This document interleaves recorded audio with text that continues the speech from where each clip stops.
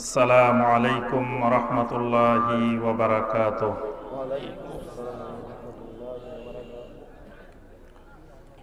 ইন্নাল হামদালিল্লাহ নাহমাদুহু ওয়া নাস্তাঈনুহু ওয়া নাস্তাগফিরুহু ওয়া নাউযু বিল্লাহি মিন শুরুরি আনফুসিনা ومن سيئات أعمالنا من يهده الله فلا مضل له ومن يضلل فلا هادي له وأشهد أن لا إله إلا الله وحده لا شريك له وأشهد أن محمدًا عبده ورسوله يا أيها الذين آمنوا اتقوا الله حق تقاته ولا تموتن إلا وأنتم مسلمون يا أيها الناس اتقوا ربكم الذي خلقكم من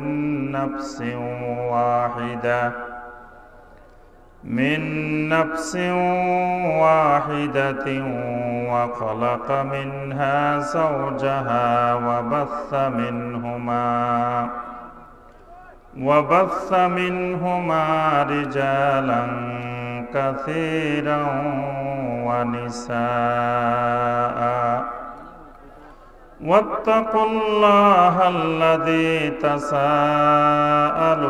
به والأرحام إن الله كان عليكم رقيبا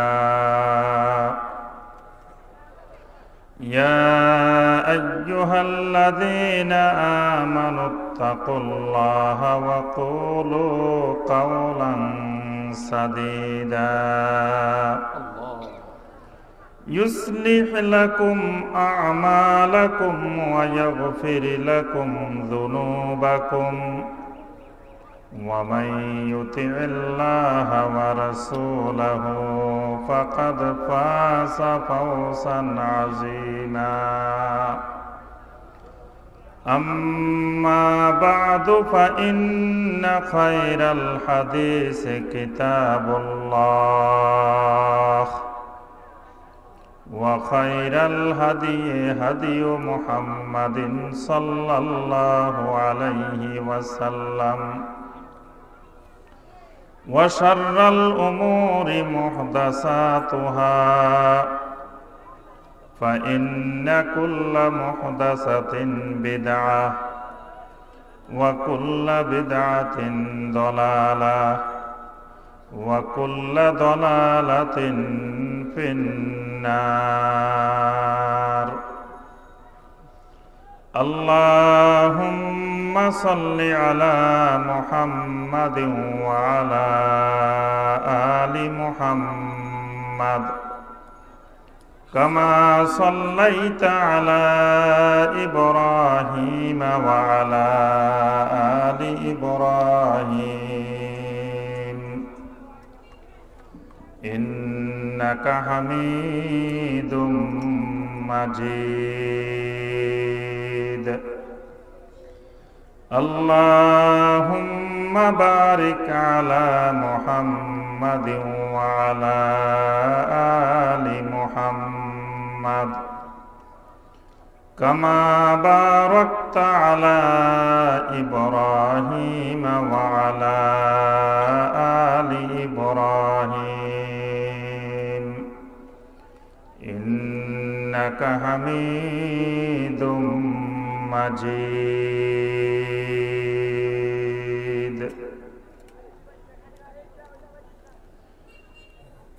নরসিংদী জেলার রায়পুরা উপজেলার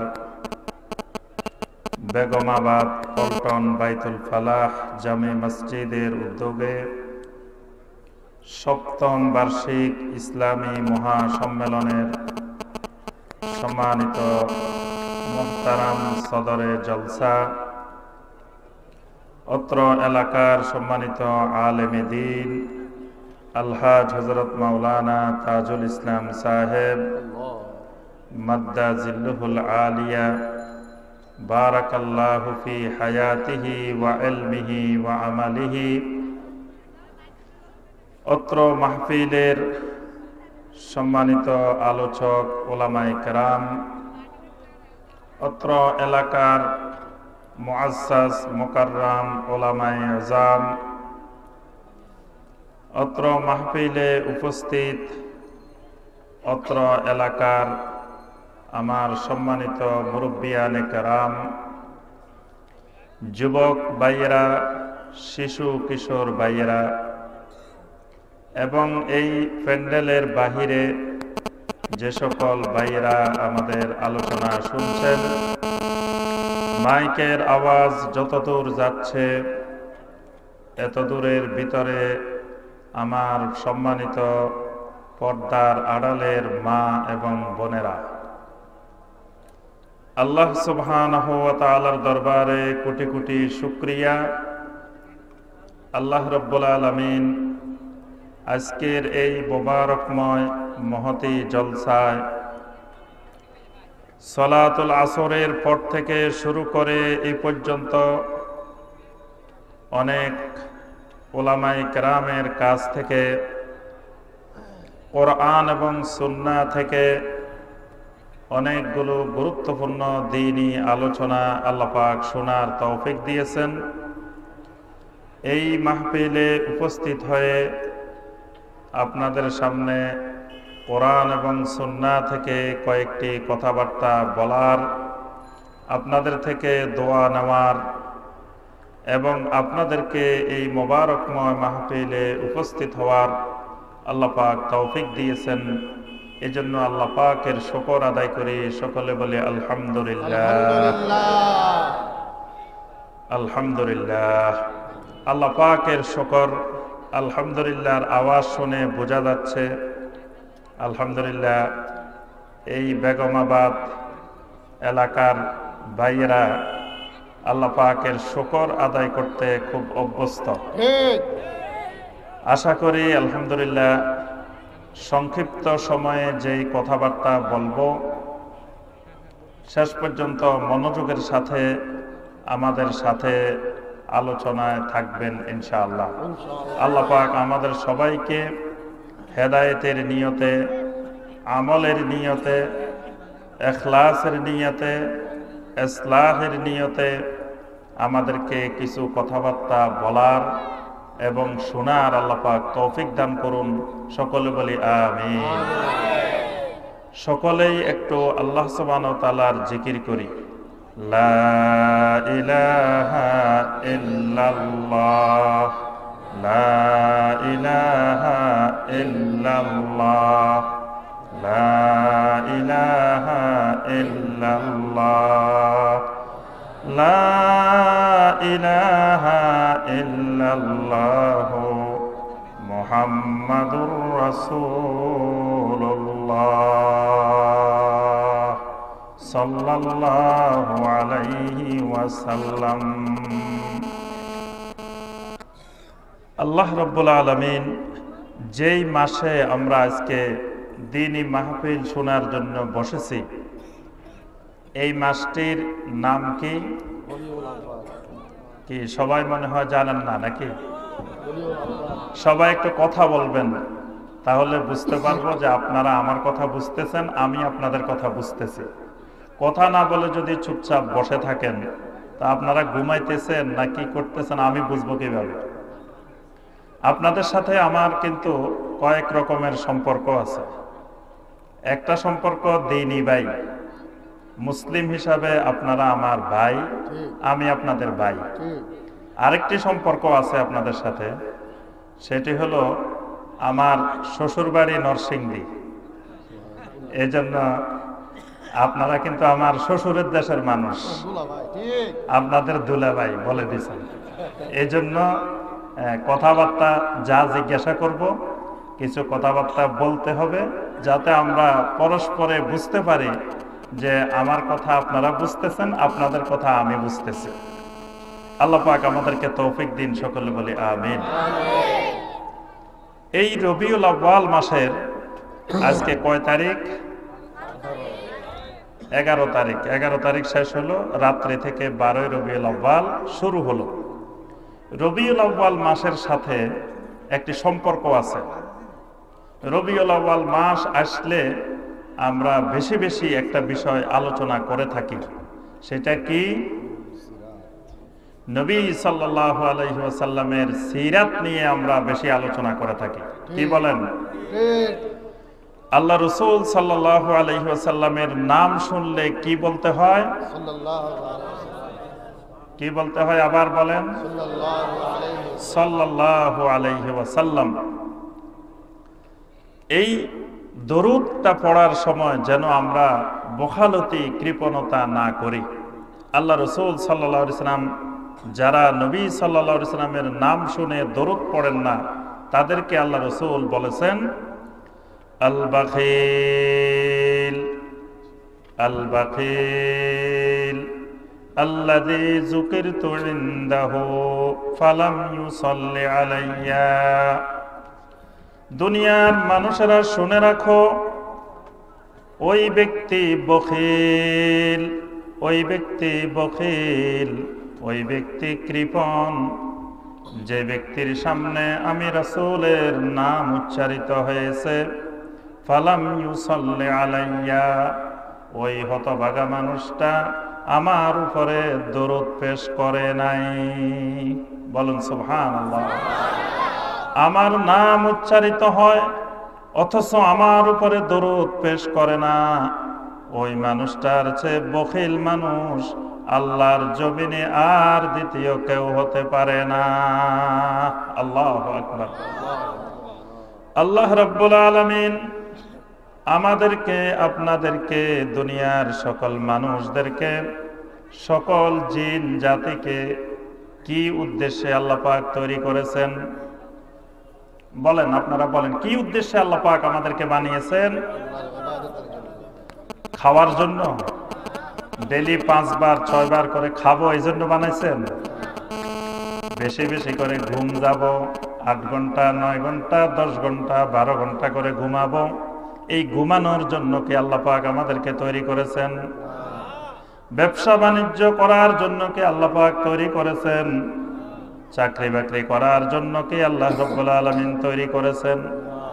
আল্লাহ পাক তৈরি করেছেন। সূরা আয-যারিয়াতের 56 নম্বর আয়াতে আল্লাহ পাক বলেছেন, ওয়ামা খালাকতুল জিন্না ওয়াল ইনসা ইল্লা লিয়াবুদুন। দুনিয়ার সকল মানুষ জেনে রাখো, দুনিয়ার সকল জিন জাতি জেনে রাখো, আমি মানুষ আর জিনকে বানিয়েছি শুধুমাত্র একটি উদ্দেশ্য নিয়ে। সেই উদ্দেশ্যটি হলো ইল্লা লিয়াবুদুন। দুনিয়ার মানুষ শুধু আমি আল্লাহর ইবাদত করবে, গোলামি করবে, এই উদ্দেশ্যকে সামনে নিয়ে আমি এই মানুষ আর জিন জাতি বানিয়েছি। সুবহানাল্লাহ। মানুষ বানানোর উদ্দেশ্য হলো আল্লাহর ইবাদত করা, জিন বানানোর উদ্দেশ্য হলো আল্লাহর ইবাদত করা। আল্লাহ পাক এই মানুষগুলোকে বানিয়ে দিলেন এক সম্মানিত জাতি, মহা সম্মানিত। আল্লাহ রাব্বুল আলামিন ইরশাদ করেন, ওয়ালাকাদ কাররামনা বানি আদম ওয়া হামালনাহুম ফিল বাররি ওয়াল বাহর। আল্লাহ রাব্বুল আলামিন বলেন, যেই মানুষগুলোকে আমি আল্লাহ ইবাদতের জন্য তৈরি করেছি, সেই মানুষগুলোকে আমি আল্লাহ অত্যন্ত সম্মানিত বানিয়ে দিয়েছি। সুবহানাল্লাহ। আল্লাহর হাবিব মুহাম্মদুর রাসূলুল্লাহ সাল্লাল্লাহু আলাইহি ওয়াসাল্লাম একদিন রাস্তা দিয়ে একটি জানাজা, একটি লাশ দেখতে পেলেন, বহন করে নিয়ে যাওয়া হচ্ছে। আল্লাহ রাসূল সাল্লাল্লাহু আলাইহি ওয়াসাল্লাম বসা ছিলেন। ওই লাশটাকে দেখে, ওই জানাজাটাকে দেখে আল্লাহর হাবিব সাল্লাল্লাহু আলাইহি ওয়াসাল্লাম দাঁড়িয়ে গেলেন। সাহাবায়ে কেরাম বলে উঠলেন, ইয়া রাসূলুল্লাহ সাল্লাল্লাহু আলাইহি ওয়াসাল্লাম, যেই লাশটা দেখে আপনি দাঁড়াইলেন, হাযা ইহুদি, এটা তো একটা ইহুদির লাশ। আমার রাসূল, আপনার রাসূল রাহমাতুল লিল আলামিন জবাব দিয়ে উঠলেন, আলাইসা হুয়াল ইনসান, জগৎবাসী জেনে রাখো, এই মানুষটা ইহুদি হইতে পারে, খ্রিস্টান হইতে পারে, নাসারা হইতে পারে, মাজুসি হইতে পারে, কিন্তু আলাইসা হুয়াল ইনসান, এটা কি একটা মানুষ নয়। আমি কোন ইহুদির লাশ দেখে দাঁড়াইনি, আমি কোন অমুসলিমের লাশকে সম্মান করার জন্য দাঁড়াই নাই। দুনিয়াবাসী জেনে রাখো, আমি রাহমাতুল লিল আলামিন সাইয়্যিদুল মুরসালিন, যেই লাশটা দেখে, জানাজাটা দেখে দাঁড়িয়েছি, এই লাশটা হলো একজন মানুষের। সুবহানাল্লাহ। আর আমার আল্লাহ ইরশাদ করেছেন, ওয়ালাকাদ কাররামনা বানি আদামা, আমি সমস্ত বানি আদমকে সম্মানিত করেছি। মানুষ হিসাবে পৃথিবীর মানুষ যেই ধর্মাবলম্বী হন না কেন, আল্লাহ রাব্বুল আলামিন সকল মানুষকে সম্মানের অধিকারী বানিয়েছেন। বলুন সুবহানাল্লাহ। এই সম্মানিত মানুষগুলাকে আল্লাহ রাব্বুল আলামিন যেই রিজিকের ব্যবস্থা করেছেন, সেই রিজিকগুলো আল্লাহ রাব্বুল আলামিন অত্যন্ত সম্মানজনকভাবে তাদের সামনে উপস্থাপন করেছেন। আল্লাহ রাব্বুল আলামিন আমাদের জন্য যেই ভাত খাই আমরা, যে চাউলের ব্যবস্থা করেছেন, এই চাউলগুলোকে যদি আমরা দেখি, আল্লাহ রাব্বুল আলামিন সরাসরি চাউলগুলো আমাদেরকে দিয়ে দিতে পারতেন, কিন্তু আল্লাহ পাক এই চাউলগুলোর মধ্যে কত সুন্দর একটা প্যাকেট করে দিয়েছেন, ছোট ছোট প্যাকেট করে, যেই প্যাকেটের মাধ্যমে ওই চাউলের মধ্যে কোনো রোগ জীবাণু যাতে ঢুকতে না পারে। যেই সম্মানিত মানুষগুলোকে আল্লাহ পাক খাওয়াবেন, সেই সম্মানিত মানুষগুলোর সম্মানের আলোকে আল্লাহ পাক ওই খাবারের মধ্যেও সম্মানের ব্যবস্থা করেছেন। সুবহানাল্লাহ। যেই ফল ফলাদিগুলো প্রতিদিন প্রতিনিয়ত আমরা ভক্ষণ করি, আমার সম্মানিত ভাইয়েরা বোনেরা, একবার যদি ওই ফল ফলাদিগুলোর দিকে লক্ষ্য করে দেখি, আল্লাহ পাক কত সুন্দর করে, দেখেন আল্লাহ পাক আমের প্যাকেট কত সুন্দর করে বানিয়েছেন, কলার প্যাকেট কত সুন্দর করে বানিয়েছেন, কাঁঠালের প্যাকেট কত সুন্দর করে বানিয়েছেন, লিচুর প্যাকেট কত সুন্দর করে বানিয়েছেন, বিভিন্ন রকমের সবজির প্যাকেটগুলো আল্লাহ পাক কত সুন্দর করে বানিয়েছেন। এই জন্য আল্লাহ পাক বলেন বান্দারে, ওয়ালাকাদ কাররামনা বানি আদম, ও দুনিয়ার মানুষ জেনে রাখো, আমি আল্লাহ রাব্বুল আলামিন এত সুন্দর করে মানুষ বানাইছি, যেই সুন্দর করে আর কোন মাখলুকাতকে বানাই নাই। সুবহানাল্লাহ। এই সম্মানিত মানুষগুলার মধ্য থেকে আল্লাহ পাক একজন মানুষকে বানিয়ে দিলেন সাইয়্যিদুল কাউনাইন, রাহমাতুল লিল আলামিন, সাইয়্যিদুল মুরসালিন। সেই মানুষটার নামটা কি? সেই মানুষটার নাম কি? দেখি, সেই মানুষের নামও জানা না, হায়রে হতভাগা মুসলিম। সেই মানুষের নাম মুহাম্মাদুর রাসূলুল্লাহ সাল্লাল্লাহু আলাইহি ওয়াসাল্লাম। কালেমা পড়ে মুসলমান হয়েছি না? নাকি কালেমা পড়া লাগে নাই? মুসলমানের ঘরে হয়েছে এই জন্য মুসলমান, কালেমা পড়ার দরকার নাই নাকি? কালেমা পড়েছে, কালেমায়ে তাইয়্যিবা পড়েছে, লা ইলাহা ইল্লাল্লাহু মুহাম্মাদুর রাসূলুল্লাহ সাল্লাল্লাহু আলাইহি ওয়াসাল্লাম। কালিমায়ে শাহাদাত পড়েছি, আশহাদু আল্লা ইলাহা ইল্লাল্লাহু ওয়াহদাহু লা শারীকা লাহু ওয়া আশহাদু আন্না মুহাম্মাদান আবদুহু ওয়া রাসূলুহু। দুই কালেমার মধ্যেই যেই নামটা বলে ঈমান এনেছি সেই নামটা হলো মুহাম্মাদান আবদুহু ওয়া রাসূলুহু। আল্লাহু আকবার। আল্লাহ সুবহানাহু ওয়া তাআলা ওই রাসূলকে দুনিয়ায় পাঠানোর পরে আল্লাহ পাক তাকে কতগুলো সুন্দর সুন্দর নাম বলে ডেকেছেন।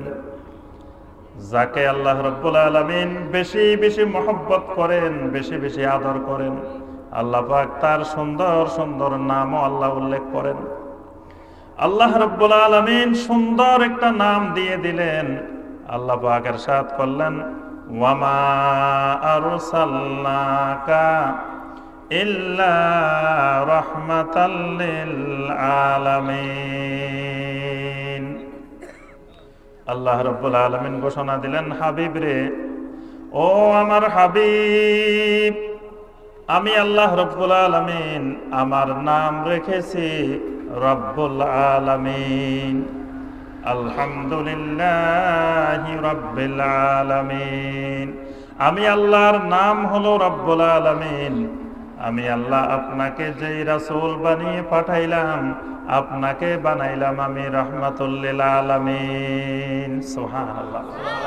আল্লাহর নামের সাথে রবের নামের সাথে আছে আলামিন, আবার নবী সাল্লাল্লাহু আলাইহি সাল্লামের নামের সাথেও আছে আলামিন। আল্লাহ পাক বলেন, বন্ধুরে, ও আমার বন্ধু, আমি আল্লাহ সুবহানাহু ওয়া তাআলা যতগুলো আলমের রব, আমি আল্লাহ যতগুলো জগতের রব, আমি আল্লাহ যেমন সকল আসমানেরও রব, সকল জমিনেরও রব, আমি আল্লাহ মঙ্গল গ্রহেরও রব, আমি আল্লাহ বুধ বৃহস্পতি শনি যত রকমের গ্রহ উপগ্রহ আছে সবগুলার যেমন রব, আপনি রাসূল যতগুলো আলম আছে সকল আলমের জন্য আপনি রহমত। সুবহানাল্লাহ। আল্লাহর হাবিব সাল্লাল্লাহু আলাইহি ওয়াসাল্লামের বয়স যখন মাত্র 12 বছর, কয় বছর? 12 বছর। একদিন চাচার সাথে আল্লাহ রাসূল শাম দেশের দিকে রওনা দিলেন। আল্লাহ রাসূল সাল্লাল্লাহু আলাইহি ওয়াসাল্লাম শাম দেশের দিকে 12 বছরের একটি কিশোর, 12 বছরের একটি শিশু চাচার সাথে সাথে শাম দেশের দিকে রওনা দিলেন। কিছু দূর যাওয়ার পরে শাম দেশের কাছাকাছি যখন পৌঁছে গেলেন, তখন বাহিরা নামক একজন পাদ্রীর সাথে, খ্রিস্টান পাদ্রীর সাথে দেখা। ওই পাদ্রী দূর থেকে তাকিয়ে আছে। একজন শিশু, একটা শিশু নবী রহমাতুল লিল আলামিন আসতেছে। সুবহানাল্লাহ। তাকিয়ে তাকিয়ে বাহিরা দেখে যেদিক দিয়ে শিশুটি আসে উপরের দিকে মেঘমালা ছায়া দিয়ে রেখেছে।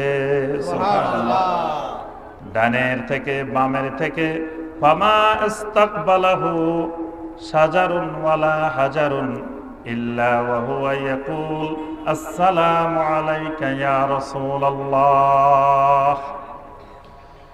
সহিহ মুসলিমের হাদিসে এসেছে, আল্লাহ রাসূল সাল্লাল্লাহু আলাইহি ওয়াসাল্লাম যখনই কোনো পাহাড় অতিক্রম করেন, যখনই কোনো পাথর অতিক্রম করেন, যখনই কোনো গাছ অতিক্রম করেন, ওই গাছের ভিতর থেকে, ওই পাথরের ভিতর থেকে, ওই পাহাড়ের ভিতর থেকে সাথে সাথে ডাক দিয়ে ওঠেন, আসসালামু আলাইকা ইয়া রাসূলুল্লাহ।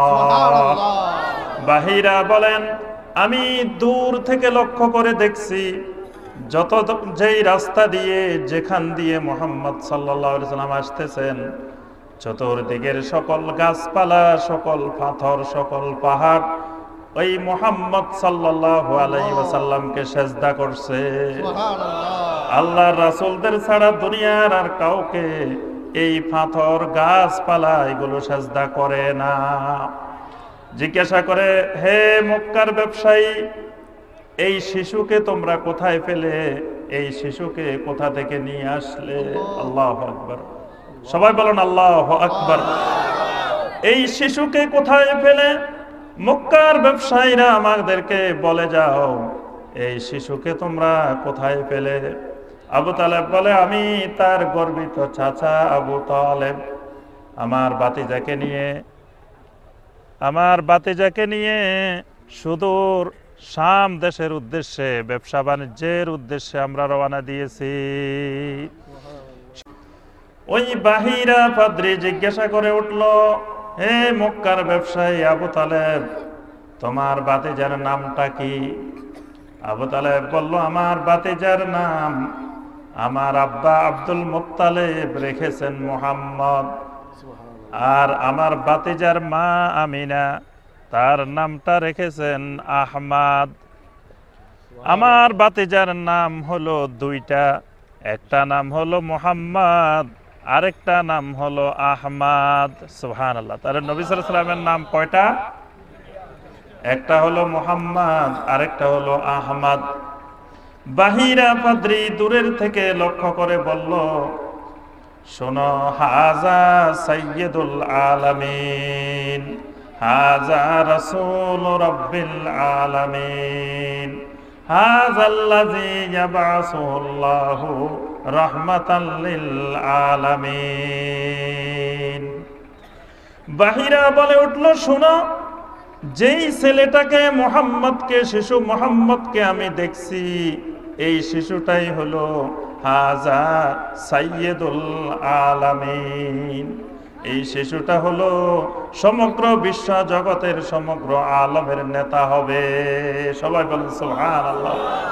হাজা রাসূল রাব্বিল আলামিন, এই শিশুটাই হবে আল্লাহ রাব্বুল আলামিনের রাসূল। ওয়া হাযাল্লাযী ইয়াবআসুহুল্লাহু রাহমাতাল লিল আলামিন, আর এই শিশুটাই হবে ওই রাসূল যাকে আল্লাহ রাব্বুল আলামিন রহমাতুল লিল আলামিন বানিয়ে পাঠাবেন। সুবহানাল্লাহ। আবু তালেব জিজ্ঞাসা করে উঠল, বহাইরা, আমরা আমাদের বাতিজা, আমরা আমাদের সন্তান আমরা চিনতে পারলাম না, তুমি একজন খ্রিস্টান পাদ্রী হয়ে তুমি কেমন করে আমার বাতিজা মুহাম্মদকে চিনে ফেললা? বাহিরা জবাব দে, আবু তালেব রে, তাওরাত কিতাব পড়েছি, ইনজিল কিতাব পড়েছি, আল্লাহর কত কিতাব পড়েছি, আল্লাহর সকল কিতাবের ভিতরে এই শিশু মুহাম্মদ, নবী মুহাম্মদের কথা পেয়েছি। সুবহানাল্লাহ। আল্লাহর সকল কিতাবে যত রকমের লক্ষণ বর্ণনা করা হয়েছে, এই শিশুর মধ্যে আমি সকল রকমের লক্ষণ আমি দেখতে পেয়েছি। সুবহানাল্লাহ। আবু তালেব রে, আর সামনের দিকে বাড়াইস না। আবু তালেব রে, শামদেশের দিকে আর যাবি না। শামদেশের দিকে যদি তুই তোর বাতিজাকে নিয়ে যাস, আর জীবিত অবস্থায় ওই শামদেশ থেকে ফিরাই আনতে পারবি না। আল্লাহু আকবার।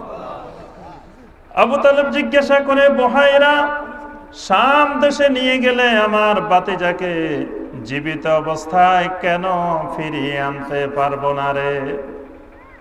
সাথে সাথে বাহিরা বলে উঠে, শাম দেশের যত খ্রিস্টান পাদ্রী আছে, বড় বড় আলেম আছে, ওরা যখনই শিশু মুহাম্মদকে দেখবে সাথে সাথে চিনে ফেলবে, হাজা সাইয়্যিদুল আলামিন, হাজা মুহাম্মাদুর রাসূলুল্লাহ।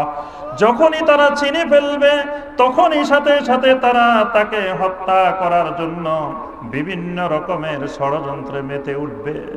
সুতরাং আবু তালেব রে, এক কদম আর সামনের দিকে বাড়াইস না। তোর বাতিজাকে নিয়ে আবার যেই মক্কা মুকাররমা থেকে রওনা দিয়েছিস, সেই মক্কা মুকাররমায় চলে যা। আল্লাহু আকবার। আল্লাহ রাসূল সাল্লাল্লাহু আলাইহি ওয়াসাল্লাম সেই রহমাতুল লিল আলামিন, আল্লাহ পাক নাম দিলেন, ওয়া মা আরসালনাকা ইল্লা রাহমাতাল লিল আলামিন। সেই রহমাতুল লিল আলামিন দুনিয়ায় আসার কারণে আল্লাহর জমিনের কোটি কোটি নারী আল্লাহর হাবিবের কারণে জীবন্ত কবর দেওয়া থেকে কিয়ামত পর্যন্ত রক্ষা পেয়েছে। কি বলেন? আল্লাহ রাব্বুল আলামিন কোরআনে কারীমের ভিতরে এই ঘটনাটা বারবার উল্লেখ করেছেন। ওয়াইদা বুশিরা আহাদুহুম বিল উনসা যাল্লা ওয়াজহুহু মুসওয়াদ্দা ওয়া হুয়া কাযীম। আল্লাহ রাব্বুল আলামিন ইরশাদ করেন, যখন এই কাফের মুশরিকদের সামনে জাহিলি যুগে কোন কন্যা সন্তানের জন্মের খবর দেওয়া হইতো, যদি গিয়ে বলা হইতো, ও আব্দুল্লাহ তোমার মেয়ে হয়েছে, ও আব্দুর রহিম তোমার কন্যা সন্তান জন্মগ্রহণ করেছে, আল্লাহ পাক বলেন যাল্লা ওয়াজহুহু মুসওয়াদ্দা ওয়া হুয়া কাযীম। এই খবর শোনার সাথে সাথে ওই মানুষটার চেহারা এমন কালো হয়ে যেত, কুচকুচে হয়ে যেত, ভিতরে রাগের ক্ষোভের বহিঃপ্রকাশ তার চেহারা দিয়ে বোঝা যেত। ওয়াইদাল মাউউদাতু সুইলাত বিআইয়ি যামবিন কুতিলাত। আল্লাহ পাক বলেন কিয়ামতের ময়দানে ওই মানুষগুলাকে প্রশ্ন করা হবে, হে অমুক, হে আব্দুল্লাহ, হে আব্দুর রহিম, হে আব্দুল করিম, এই মেয়েগুলা কি অপরাধ করেছিল, কোন অপরাধে এই কন্যা সন্তানগুলোকে তুমি হত্যা করেছিলে? এরকম শত শত কন্যা সন্তানকে, মেয়ে শিশুকে জীবন্ত প্রতীত করা হয়েছে। আমার সম্মানিত মা বোনেরা, সমগ্র মায়ের জাতির জন্য, সমগ্র নারী জাতির জন্য আল্লাহ রাসূলকে আল্লাহ পাক দুনিয়ায় পাঠাইলেন রাহমাতুল লিল আলামিন বানিয়ে। একজন সাহাবী এসে বললেন, ইয়া রাসূলুল্লাহ সাল্লাল্লাহু আলাইহি ওয়াসাল্লাম, জীবনে এমন গুনাহ করেছি যেই গুনার কোনোদিন ক্ষমা পাবো আশা করি না। ইয়া রাসূলুল্লাহ সাল্লাল্লাহু আলাইহি ওয়াসাল্লাম, জীবনে এমন গুনাহ করেছি রে, এমন গুনাহ করেছি রে মাওলা, যেই গুনার কোনোদিন ক্ষমা পাওয়ার আশা করি না। আল্লাহ রাসূল সাল্লাল্লাহু আলাইহি ওয়াসাল্লাম জিজ্ঞাসা করলেন, ও সাহাবী, কি গুনাহ করেছো? আমি নবিয়ুর রহমা, আমি নবিয়ুত তাওবা, আমার সামনে একটু বর্ণনাটা দাও না, আমি একটু শুনি। ওই সাহাবী বলে উঠলেন, ইয়া রাসূলুল্লাহ সাল্লাল্লাহু আলাইহি ওয়াসাল্লাম, ওই ঘটনার বর্ণনা যদি আমি আজকে রাত্রে দিয়ে থাকি, ইয়া রাসূলুল্লাহ, 1 মাস পর্যন্ত আমার চোখে ঘুম আসবে না রে। ইয়া রাসূলুল্লাহ, এই ঘটনার বর্ণনা যদি আপনি শুনেন, তাহলে দীর্ঘদিন পর্যন্ত আপনার চোখেও ঘুম আসবে না। আল্লাহর হাবিব বলেন, তোমার ঘটনাটা বলো, আমি একটু শুনি। সাহাবী বলে উঠলেন, ইয়া রাসূলুল্লাহ সাল্লাল্লাহু আলাইহি ওয়াসাল্লাম, একদিন আমার কন্যা সন্তান, আমার মেয়েকে নিয়ে আমি কোনো এক জায়গায় বেড়ানোর উদ্দেশ্যে বের হয়েছি। রাস্তার মধ্যে গিয়ে আমার ওই মেয়েকে জীবন্ত কবর দেওয়ার জন্য আমি একটা গর্ত করেছি, একটা গর্ত কাটতেছি। আমার মেয়ে বারবার জিজ্ঞাসা করে, আব্বা এটা কি করতেছেন, আপনি গর্ত কেন করতেছেন? আমি কোনো জবাব দেই না। বারবার আমার ওই শিশু মেয়েটি ওই কবরের মধ্যে নামে আর উঠে খেলাধুলা করতেছে। সর্বশেষে আমি ওই গর্তটা করা যখন শেষ হলো, আমার মেয়েটা যখন নিচে নামলো, মেয়েটাকে নিচে রেখে উপরের থেকে আমি মাটি ঢালা শুরু করে দিলাম। ইয়া রাসূলুল্লাহ সাল্লাল্লাহু আলাইহি ওয়াসাল্লাম, আমার মেয়ে তখন আব্বা বলে যে চিৎকার করে উঠেছে, আব্বা গো, কোন অপরাধ তোমার করেছিলাম রে বাবা, কোন অপরাধে আমাকে এইভাবে জীবন্ত কবর দিয়ে দিচ্ছ? ইয়া রাসূলুল্লাহ সাল্লাল্লাহু আলাইহি ওয়াসাল্লাম, আমি এমন পাষণ্ড হৃদয়ের অধিকারী ছিলাম, আমার এই মেয়েকে আমি জীবন্ত মাটি চাপা দিয়ে কবর দিয়েছি। এখন যখন রাত্রিবেলায় ঘুমিয়ে থাকি, আমার কানের মধ্যে ভেসে আসে কে যেন ডেকে ডেকে বলে, আব্বা গো, কোন অপরাধ করেছি গো, কোন অপরাধে জীবন্ত মেয়েকে কবর দিয়া দিলা রে? ইয়া রাসূলুল্লাহ সাল্লাল্লাহু আলাইহি ওয়াসাল্লাম, আমার মনে হয় আল্লাহ পাক সকল গুনাহ মাফ করলেও আমার এই গুনাহ আল্লাহ জীবনে মাফ করবেন না। আল্লাহর হাবিব সাল্লাল্লাহু আলাইহি ওয়াসাল্লাম, কি আল্লাহর হাবিবের নাম শুনলে কি বলতে হবে? আপনারা দেখে বলেন না, কি শীত লাগতেছে? আল্লাহর হাবিব মুহাম্মদুর রাসূলুল্লাহ সাল্লাল্লাহু আলাইহি ওয়াসাল্লাম, আল্লাহর হাবিব ঘটনাটি শুনছেন আর দুই চোখ দিয়ে জর্জর করে পানি পড়ে। যেই সাহাবী হাদিস বর্ণনা করেছেন ওই সাহাবী বলেন, আল্লাহ রাসূল সাল্লাল্লাহু আলাইহি ওয়াসাল্লাম যখন এই ঘটনা শুনতেছেন দুই চোখ বেয়ে জর্জর করে এমন ভাবে পানি পড়ে, নবী সাল্লাল্লাহু আলাইহি ওয়াসাল্লামের দাড়ি মোবারক চোখের পানিতে ভিজে গেল। সুবহানাল্লাহ। আল্লাহ রাসূল সাল্লাল্লাহু আলাইহি ওয়াসাল্লাম ওই নারী জাতির জন্য দুনিয়াতে রহমত হয়ে আসলেন।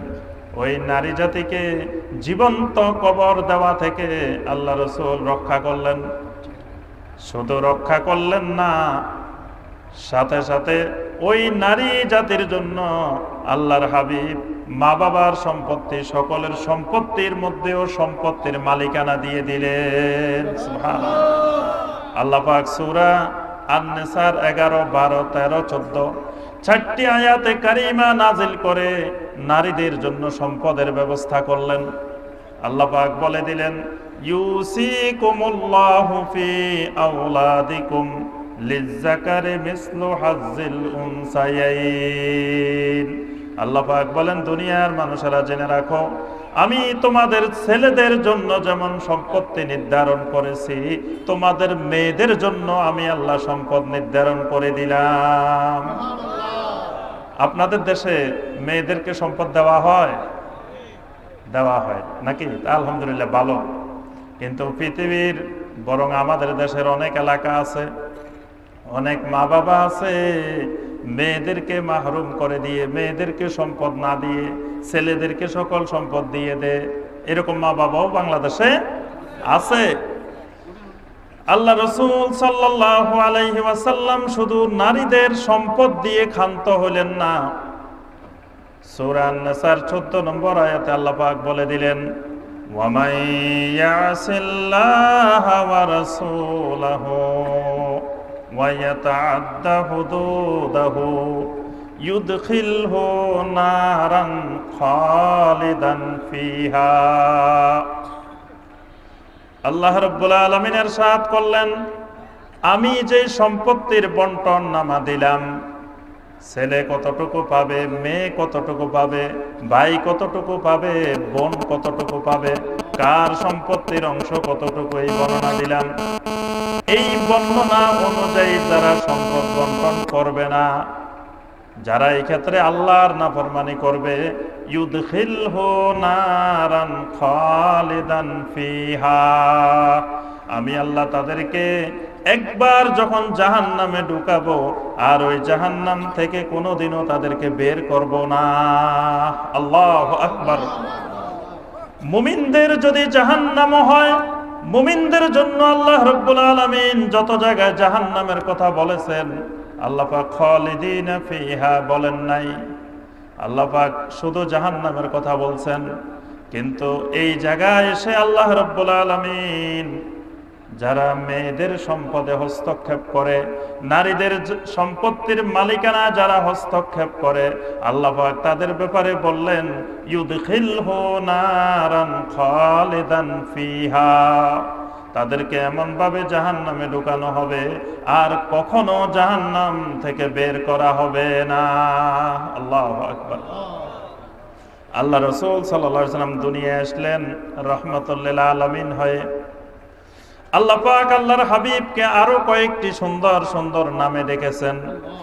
আল্লাহ পাক ইরশাদ করেন, ইয়া আইয়ুহান নাবিয়্যু ইন্না আরসালনাকা শাহিদাও ওয়া মুবাশশিরাও ওয়া নাযীরা ওয়া দাঈয়ান ইলাল্লাহি বিইজনিহি وسراجا منيرا আল্লাহ রাব্বুল আলামিন ইরশাদ করেন ইয়া আইয়ুহান নবী, ও আমার নবী। দেখেন আল্লাহ পাক কিন্তু ইয়া মুহাম্মদ বলে ডাক দিলেন না, ইয়া আহমদ বলে ডাক দেন নাই। কত সুন্দর করে আল্লাহ রাব্বুল আলামিন আল্লাহর হাবিবকে ডাক দিলেন ইয়া আইয়ুহান নবিয়্যু, হে আমার আদরের নবী, হে আমার মহব্বতের নবী। ইন্না আরসালনাকা বিল হাক্কি বাশীরাও ওয়া নাযীরা, আমি আপনাকে দুনিয়ায় পাঠিয়েছি বাশীর বানিয়ে, আমি আপনাকে দুনিয়ায় পাঠিয়েছি দুনিয়ার মানুষদেরকে জান্নাতের সুসংবাদ দিবেন, জাহান্নাম সম্পর্কে, আযাবে কবর সম্পর্কে, আযাবে হাসর সম্পর্কে আপনি ভীতি প্রদর্শন করবেন। আপনার একটা নাম থাকবে, সুন্দর একটা নাম বাশীর, আর একটা নাম থাকবে আপনার নাজির। কি নাম থাকবে? একটা নাম থাকবে বাশীর, সবাই বলেন বাশীর, আরেকটা নাম থাকবে নাজির। আল্লাহ পাক সাথে সাথে আরো বলেন ওয়াদাইয়ান ইলাল্লাহি বিইজনিহি, আপনার আরেকটা নাম থাকবে, আপনি হবেন দাইয়ান ইলাল্লাহ। আপনি দুনিয়ার মানুষদেরকে, রাস্তাহারা মানুষগুলাকে, আল্লাহর ইবাদত থেকে বিমুখ মানুষগুলাকে আপনি আল্লাহর দিকে ডাকবেন, আল্লাহর দিকে দাওয়াত দিবেন, আল্লাহর দিকে আহ্বান করবেন। দুনিয়াতে আপনার মূল কাজ, মূল মিশনই হলো এটা। এজন্য আমি আল্লাহ আপনার আরেকটা নাম দিলাম ওয়াদাইয়ান ইলাল্লাহি বিইজনিহি ওয়া সিরাজাম মুনীরা। আপনার আরো দুটি সুন্দর সুন্দর নাম দিয়ে দিলাম, একটা নাম হবে সিরাজ, আরেকটা নাম হবে মুনীর। সুবহানাল্লাহ। আল্লাহ পাক কত সুন্দর করে করে আল্লাহর হাবিবকে কোরআনে নাম দিয়েছেন ইয়া আইয়ুহাল মুসাম্মিল, ইয়া আইয়ুহাল মুদ্দাসসির, ইয়াসিন। কত সুন্দর করে করে আল্লাহ রাব্বুল আলামিন আল্লাহর হাবিবকে ডাক দিলেন। আল্লাহর হাবিব সাল্লাল্লাহু আলাইহি ওয়াসাল্লাম দুনিয়ায় আসার আগে, শত শত বছর আগে ইব্রাহিম আলাইহিস সালাম দোয়া করেছেন। ইব্রাহিম আলাইহিস সালাম দোয়া করছেন না? ইব্রাহিম আলাইহিস সালাম আমাদের কি হয়? জি, আমাদের বাবা, আমাদের আব্বা। কি ইব্রাহিম আলাইহিস সালাম আমাদের আব্বা? নবী সাল্লাল্লাহু আলাইহি ওয়াসাল্লাম স্বয়ং নিজেই আব্বা বলছেন। হাদিসের মধ্যে সরাসরি এসেছে, আল্লাহ রাসূল সাল্লাল্লাহু আলাইহি ওয়াসাল্লাম বলেন ইন্নী আব্দুল্লাহ ফি উম্মিল কিতাব লাখাতামুন নাবিয়্যিন। আল্লাহ রাসূল সাল্লাল্লাহু আলাইহি ওয়াসাল্লাম বলেন ইন্নী আব্দুল্লাহ, আমি মুহাম্মদ সাল্লাল্লাহু আলাইহি ওয়াসাল্লাম আল্লাহর বান্দা, আল্লাহর গোলাম। আমি কি? আব্দুল্লাহ, আল্লাহর গোলাম। এজন্য আমাদের উপরে যেমন 5 ওয়াক্ত নামাজ ফরজ, আল্লাহ রাসূলের উপরে কয় ওয়াক্ত ফরজ? কথা বলে না দেখি। আমাদের উপরে যেমন 5 ওয়াক্ত ফরজ, আল্লাহ রাসূল সাল্লাল্লাহু আলাইহি ওয়াসাল্লামের উপরেও 5 ওয়াক্ত ফরজ। আমাদের উপরে যেমন রমজান মাসে রোজা রাখা ফরজ, আল্লাহ রাসূল সাল্লাল্লাহু আলাইহি ওয়াসাল্লামের উপরেও রমজান মাসে রোজা রাখা ফরজ। আমাদের উপরে যেমন হজ করা ফরজ, আল্লাহ রাসূল সাল্লাল্লাহু আলাইহি ওয়াসাল্লামের উপরেও হজ করা ফরজ। শরীয়তের যত বিধিবিধান আমাদের জন্য ফরজ, সকল বিধিবিধান আল্লাহ রাসূল সাল্লাল্লাহু আলাইহি ওয়াসাল্লামের জন্য ফরজ। কারণ তিনি একই সাথে দুইটি জিনিস, ওয়া আশহাদু আন্না মুহাম্মাদান আবদুহু ওয়া রাসূলুহু, তিনি প্রথমে হলেন আল্লাহর গোলাম, তারপরে হলেন তিনি আল্লাহর রাসূল। ঈমান আনার সময় আমরা দুইটা বিষয় বলি, যে ওয়া আশহাদু আন্না মুহাম্মাদান আবদুহু ওয়া রাসূলুহু, মুহাম্মদ সাল্লাল্লাহু আলাইহি ওয়াসাল্লাম প্রথমে আল্লাহর গোলাম আবদুহু, তারপরে হলেন রাসূলুহু। এজন্য আমরা যেমন 5 ওয়াক্ত নামাজ ফরজ, আল্লাহ রাসূল সাল্লাল্লাহু আলাইহি ওয়াসাল্লামের উপরেও 5 ওয়াক্ত নামাজ ফরজ। আমার সম্মানিত ভাইয়েরা এবং বোনেরা, আল্লাহর হাবিব সাল্লাল্লাহু আলাইহি ওয়াসাল্লাম ইন্তেকালের পূর্ব মুহূর্ত পর্যন্ত 1 ওয়াক্ত নামাজ বাদ দিবেন কিনা? নবী সাল্লাল্লাহু আলাইহি ওয়াসাল্লাম জীবনে নামাজ বাদ দিবেন? আল্লাহ রাসূল সাল্লাল্লাহু আলাইহি ওয়াসাল্লাম ইন্তেকালের পূর্ব মুহূর্ত পর্যন্ত 1 ওয়াক্ত নামাজ কখনো বাদ দেন নাই। বরং যখন হেঁটে যেতে পারছেন না, দুজন সাহাবীর কাঁধে বর করে করে আল্লাহ রাসূল মসজিদে গিয়েছেন জামাত ধরার জন্য, জামাতে সালাত আদায় করার জন্য। এজন্য আল্লাহ পাক কোরআনে কারীমের মধ্যে ইরশাদ করেন, ওয়া'বুদ রাব্বাকা হাত্তা ইয়াতিয়াকাল ইয়াকিন। বান্দারে, মৃত্যু আসা পর্যন্ত, মাউত আসা পর্যন্ত আল্লাহর ইবাদত করতে থাকো, আল্লাহর ইবাদত থেকে বিমুখ হইও না। আল্লাহর ইবাদত করে যেতে হবে কোন পর্যন্ত? মৃত্যু আসা পর্যন্ত। এখন কেউ কেউ দেখি যে এমনি বুজুর্গির দাবি করে, ফরজগারের দাবি করে, নামাজ পড়ে না।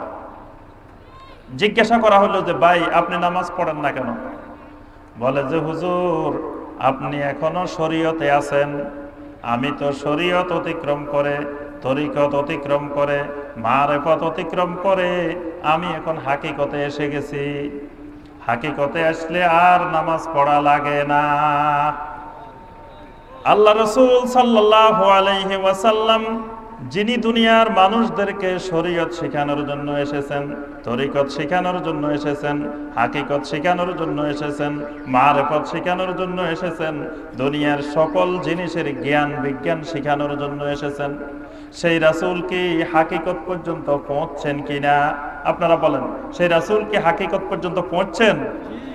তা আল্লাহ রাসূল যদি হাকিকত পর্যন্ত পৌঁছে, যদি তার উপরে নামাজ মৃত্যু পর্যন্ত ফরজ হয়ে থাকে, এক ওয়াক্ত নামাজ যদি তিনি না ছাড়েন, তাহলে তুমি কোন হাকিকতে পৌঁছলা যেই হাকিকতে পৌঁছার কারণে তোমার নামাজ লাগে না? তুমি যেই হাকিকতে পৌঁছেছো এই হাকিকত আমার রাসূল মুহাম্মদুর রাসূলুল্লাহ সাল্লাল্লাহু আলাইহি ওয়াসাল্লামের হাকিকত নয়, এই হাকিকত হলো শয়তানের হাকিকত। ওলি দুই রকমের আছে, কোরআনে কারীমের মধ্যে দুই রকমের ওলির কথা পাবেন। কোন কোন জায়গায় আল্লাহ পাক বলছেন, আলা ইন্না আউলিয়া আল্লাহি লা খাউফুন আলাইহিম ওয়ালা হুম ইয়াহজানুন। আল্লাহ রাব্বুল আলামিন বলেন, যারা আমার আউলিয়া, আমার বন্ধু আউলিয়াউল্লাহ, তাদের কোনো ভয় নাই, তাদের কোনো চিন্তা নাই। এখানে আসতে কোন আউলিয়া? আউলিয়াউল্লাহ। আবার অন্য আয়াতে আল্লাহ রাব্বুল আলামিন বলছেন, ফাকাতিলু আউলিয়া আশ-শাইতান ইন্না কাইদাশ শাইতানি কানা দাঈফা। আল্লাহ পাক বলেন, তোমরা লড়াই করো, সংগ্রাম করো আউলিয়া ও শয়তানদের বিরুদ্ধে। তাহলে বোঝা গেল এক রকমের ওলি হলো আউলিয়াউল্লাহ, আর এক রকমের ওলি হলো আউলিয়া ও শয়তান। যারা আল্লাহর ওলি হবে তাদের মৃত্যু পর্যন্ত, মৃত্যু আসা পর্যন্ত কোনোদিন নামাজ বাদ যাবে না, মৃত্যু আসা পর্যন্ত তাদের রোজা বাদ যাবে না, মৃত্যু আসা পর্যন্ত শরীয়তের কোনো বিধিবিধান তাদের থেকে বাদ যাবে না। আর যারা হবে আউলিয়া ও শয়তান, তাদের এক সময় এসে নামাজও লাগবে না, এক সময় এসে রোজাও লাগবে না, এক সময় এসে সুন্নতের ইত্তেবা, সুন্নতের অনুসরণও তারা লাগবে না। কারণ তারা হলো আউলিয়া ও শয়তান। আল্লাহ পাক স্পষ্ট করে দিয়েছেন, ওয়া'বুদ রাব্বাকা হাত্তা ইয়াতিয়াকাল ইয়াকিন। ও আমার বান্দারা, তোমাদেরকে আমি সৃষ্টি করেছি আমার ইবাদতের উদ্দেশ্যে, আর এই ইবাদতের সীমানা হলো হাত্তা ইয়াতিয়াকাল ইয়াকিন, তোমার মৃত্যু আসা পর্যন্ত, মালাকুল মাউত আসা পর্যন্ত। আল্লাহর হাবিব মুহাম্মদুর রাসূলুল্লাহ সাল্লাল্লাহু আলাইহি ওয়াসাল্লামকে আল্লাহ পাক বললেন, রাসূল আপনাকে আমি বানিয়েছি সিরাজাম মুনীরা, আপনি হলেন এমন নূর, এমন আলো, আপনার আলোর দ্বারা আনার আল্লাহুল হক, আপনার দ্বারা সারা পৃথিবীতে সত্য আলোকিত হয়ে যাবে, সত্য উদ্ভাসিত হবে। ওয়া মাহাকা বিকাজ জুলম, আপনার মাধ্যমে দুনিয়ার সকল অন্ধকার, সকল জুলুম অত্যাচার দূরীভূত হয়ে যাবে। সুবহানাল্লাহ। আল্লাহ রাসূল সাল্লাল্লাহু আলাইহি ওয়াসাল্লাম আল্লাহ পাকের বিরাট নিয়ামত, বিরাট রহমত হয়ে আমাদের কাছে আসলেন। ইব্রাহিম আলাইহিস সালাম শত শত বছর আগে দোয়া করছেন। ইব্রাহিম আলাইহিস সালাম যখন আল্লাহর ঘর তৈরি করেছেন, আল্লাহর ঘরের সংস্কার করেছেন কে? ইব্রাহিম আলাইহিস সালাম। আল্লাহ রাসূল সাল্লাল্লাহু আলাইহি ওয়াসাল্লাম বলেন, ইন্নী আব্দুল্লাহ ফি উম্মিল কিতাব, আমি তো আল্লাহর গোলাম, আল্লাহর বান্দা। এই কথাটা সেই আমাকে সৃষ্টি করার আগে, আদম আলাইহিস সালামকে সৃষ্টি করার আগে আল্লাহ পাক যে উম্মুল কিতাব নির্ধারণ করেছেন, সেই উম্মুল কিতাবের মধ্যে আমি রাসূল সাল্লাল্লাহু আলাইহি ওয়াসাল্লামকে আল্লাহ পাক আব্দুল্লাহ বানিয়ে রেখেছেন। সুবহানাল্লাহ। আমি এমন সময় উম্মুল কিতাবে নবী হয়েছি, এমন সময় আমি উম্মুল কিতাবে আব্দুল্লাহ হিসাবে নির্ধারিত হয়েছি। ওয়া ইন্না আদামা লামুনজাদিলুন ফি তিনাতিহি, এমন সময় আমি আল্লাহর গোলাম, এমন সময় আমি খাতামুন নাবিয়্যিন, যে সময়টার মধ্যে আদম আলাইহিস সালাম এখনো মাটি আর পানির মধ্যে, আদম আলাইহিস সালামের মধ্যে এখনো রূহ ফুৎকার করা হয় নাই, ওই অবস্থার মধ্যেও আমি খাতামুন নাবিয়্যিন। সুবহানাল্লাহ। আল্লাহ রাসূল সাল্লাল্লাহু আলাইহি ওয়াসাল্লাম বলেন, দুনিয়ার আমার উম্মতরা শুনে রাখো রে, আমি হলাম দোয়াউ আবি ইব্রাহিম আলাইহিস সালাম, আমার আব্বা ইব্রাহিম আলাইহিস সালামের দোয়ার ফসল। আমার আব্বা ইব্রাহিম আলাইহিস সালাম যখন বাইতুল্লাহ তৈরি করলেন, আল্লাহর ঘর তৈরির কাজ শেষ করলেন, বাইতুল্লাহ তৈরির পরে ইব্রাহিম আর ইসমাঈল আলাইহিস সালাম দুইজনে মিলে আল্লাহর কাছে ফরিয়াদ করলেন। সেই দোয়ার মধ্যে বললেন, রব্বানা ওয়াবআস ফীহিম রাসূলাম মিনহুম ইয়াতলু আলাইহিম আয়াতিকা ওয়া ইউআল্লিমুহুমুল কিতাবা ওয়াল হিকমা ওয়া ইউযাক্কিহিম ইন্নাকা আনতাল আসিসুল হাকীম। ইব্রাহিম এবং ইসমাঈল আলাইহিস সালাম দুজনে আল্লাহর দিকে ফরিয়াদ করে বললেন, রব্বানা ওয়াবআস ফীহিম রাসূলা, রব্বুল আলামিন এই মক্কা মুকাররমার জনপদে, এই এলাকার মধ্যে তোমার ঘর তৈরি করে দিলাম, কিন্তু তোমার এই ঘরের রক্ষণাবেক্ষণের জন্য, তোমার এই ঘরের হেফাজতের জন্য, তোমার এই ঘরের দেখাশোনা করার জন্য, তোমার এই ঘরের তাওহীদের দাওয়াতকে সারা দুনিয়াতে ছড়িয়ে দেওয়ার জন্য, দুনিয়া থেকে সকল প্রকার শিরিক আর বেদাতকে উৎখাত করার জন্য এমন একজন রাসূল তুমি এই জনপদে পাঠিয়ে দিও। সবাই বলেন সুবহানাল্লাহ।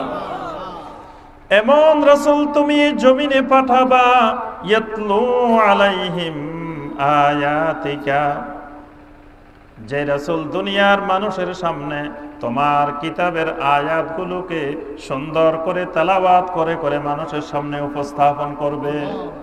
ওয়া ইউআল্লিমুহুমুল কিতাবা ওয়াল হিকমা, দুনিয়ার মানুষদেরকে তোমার কিতাবের তালিম দিবেন, তোমার কিতাব শিক্ষা দিবেন, আর হিকমা শিক্ষা দিবেন, সুন্নাহ শিক্ষা দিবেন। ওয়া ইউযাক্কিহিম, তাদেরকে তাজকিয়ায়ে নফসের কাজ করবেন, তাদের আমল আখলাকে পরিশুদ্ধি করবেন, তাদের আকীদায় পরিশুদ্ধি করবেন, তাদের চিন্তা চেতনার মধ্যে পরিশুদ্ধি ঘটাবেন। এরকম একজন রাসূল মাওলারে এই জনপদে তুমি পাঠিয়ে দিও। সুবহানাল্লাহ। তাহলে ইব্রাহিম আলাইহিস সালাম দোয়া করলেন একজন রাসূলের জন্য, সেই রাসূলটা কে? মুহাম্মদুর রাসূলুল্লাহ সাল্লাল্লাহু আলাইহি ওয়াসাল্লাম। আল্লাহ পাক সূরা আল জুমার 2 নম্বর আয়াতে সেটা জবাব দিয়েছেন যে ইব্রাহিম আলাইহিস সালাম যে দোয়া করছেন, আল্লাহ পাক সেই দোয়া কবুল করছেন, এবং সেই দোয়ার জবাবে আল্লাহ পাক বলেন, ওয়াল্লাযী বাআসা ফিল উম্মিয়িনা রাসূলাম মিনহুম ইয়াতলু আলাইহিম আয়াতিহি ওয়া ইউযাক্কিহিম ওয়া ইউআল্লিমুহুমুল কিতাবা ওয়াল হিকমা ওয়া ইন কানু মিন ক্বাবলু লাফি দালালিম মুবিন। আল্লাহ রাব্বুল আলামিন বলেন, আমি আল্লাহ এই পরিচয়টা দিতে অত্যন্ত গর্ববোধ করতেছি, আমার কাছে খুশি লাগতেছে। ওয়াল্লাযী, আমি আল্লাহ সেই আল্লাহ, আমি আল্লাহ ওই রব, ওই মহান রব্বুল আলামিন, আল্লাযী বাআসা ফিল উম্মিয়িনা রাসূলা, যিনি উম্মীদের মধ্য থেকে উম্মীদের মধ্যে একজন রাসূল পাঠাইছি। সুবহানাল্লাহ। আল্লাহ রাব্বুল আলামিন আল্লাহর হাবিবকে পাঠিয়েছেন, এই পরিচয়টাই দিতে আল্লাহ পাক গর্ববোধ করতেছেন। সুবহানাল্লাহ। তাহলে আমি আপনি দুনিয়ার এই লক্ষ লক্ষ মুসলিম সেই হাবিবের সেই রাসূলের উম্মত হতে পেরেছি, এই পরিচয় দিতেও আমাদের অনেকের কাছে লজ্জাবোধ লাগে। কি লাগে? আপনাদের কাছে লাগে? আল্লাহর হাবিব সাল্লাল্লাহু আলাইহি ওয়াসাল্লাম আমাদের রাসূল হয়েছেন, আমরা তার উম্মত হতে পেরেছি, এটা আমাদের জন্য বিরাট গর্বের বিষয়। আমরা মুহাম্মদ রাসূলুল্লাহ সাল্লাল্লাহু আলাইহি ওয়াসাল্লামের উম্মত, এই পরিচয় দেওয়া এটাই বিরাট আনন্দের বিষয়। সুবহানাল্লাহ।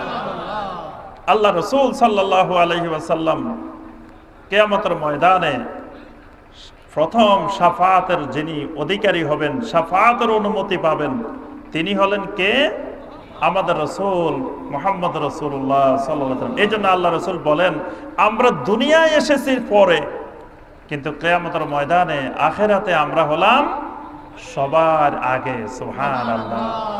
আমরা দুনিয়াতে আখিরুন, কিয়ামতের ময়দানে আমরা সাবিকুন, কিয়ামতের ময়দানে আমরা সবার আগে। সুবহানাল্লাহ। আল্লাহ রাসূল সাল্লাল্লাহু আলাইহি ওয়াসাল্লাম বলেন, আমি আমার বাবা ইব্রাহিম আলাইহিস সালামের দোয়ার ফসল, ঈসা ইবনে মারইয়াম আলাইহিস সালামের সুসংবাদের ফসল।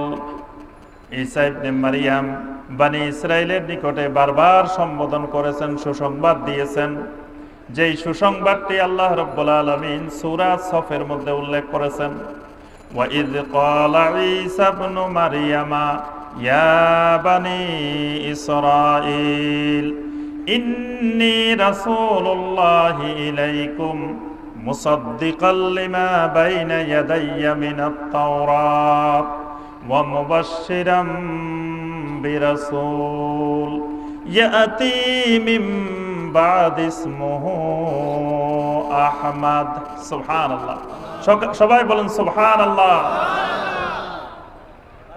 ঈসা ইবনে মারইয়াম বনি ইসরাইলকে লক্ষ্য করে বলেন, ও বনি ইসরাইল, ইন্নী রাসূলুল্লাহি ইলাইকুম, আমি তোমাদের কাছে আল্লাহর রাসূল, আর আমি তোমাদেরকে তোমাদের হাতে যে তাওরাত কিতাব আছে সেটার সত্যায়ন করি, আর তোমাদেরকে সুসংবাদ দিয়ে থাকি। ইয়াতি মিন বাদি ইসমুহু আহমদ, আমার পরে এমন একজন রাসূল দুনিয়াতে আসবেন যে রাসূলের নাম হবে আহমদ। সুবহানাল্লাহ। এজন্য আল্লাহ রাসূল বলেন, আমি হইলাম বেশারাতে ঈসা ইবনে মারইয়াম আলা বনি ইসরাইল, বনি ইসরাইলের কাছে যে সুসংবাদ, সেই সুসংবাদের ফসল হইলাম আমি মুহাম্মদ রাসূলুল্লাহ সাল্লাল্লাহু আলাইহি ওয়াসাল্লাম। আমার মায়ের স্বপ্নেরও ফসল হইলাম আমি মুহাম্মদ রাসূলুল্লাহ সাল্লাল্লাহু আলাইহি ওয়াসাল্লাম। আল্লাহ রাসূলের মায়ের নামটা কি? সবাই পারে না দেখি। আল্লাহ রাসূলের মায়ের নাম কি? বাবার নাম কি? স্ত্রীর নাম কি?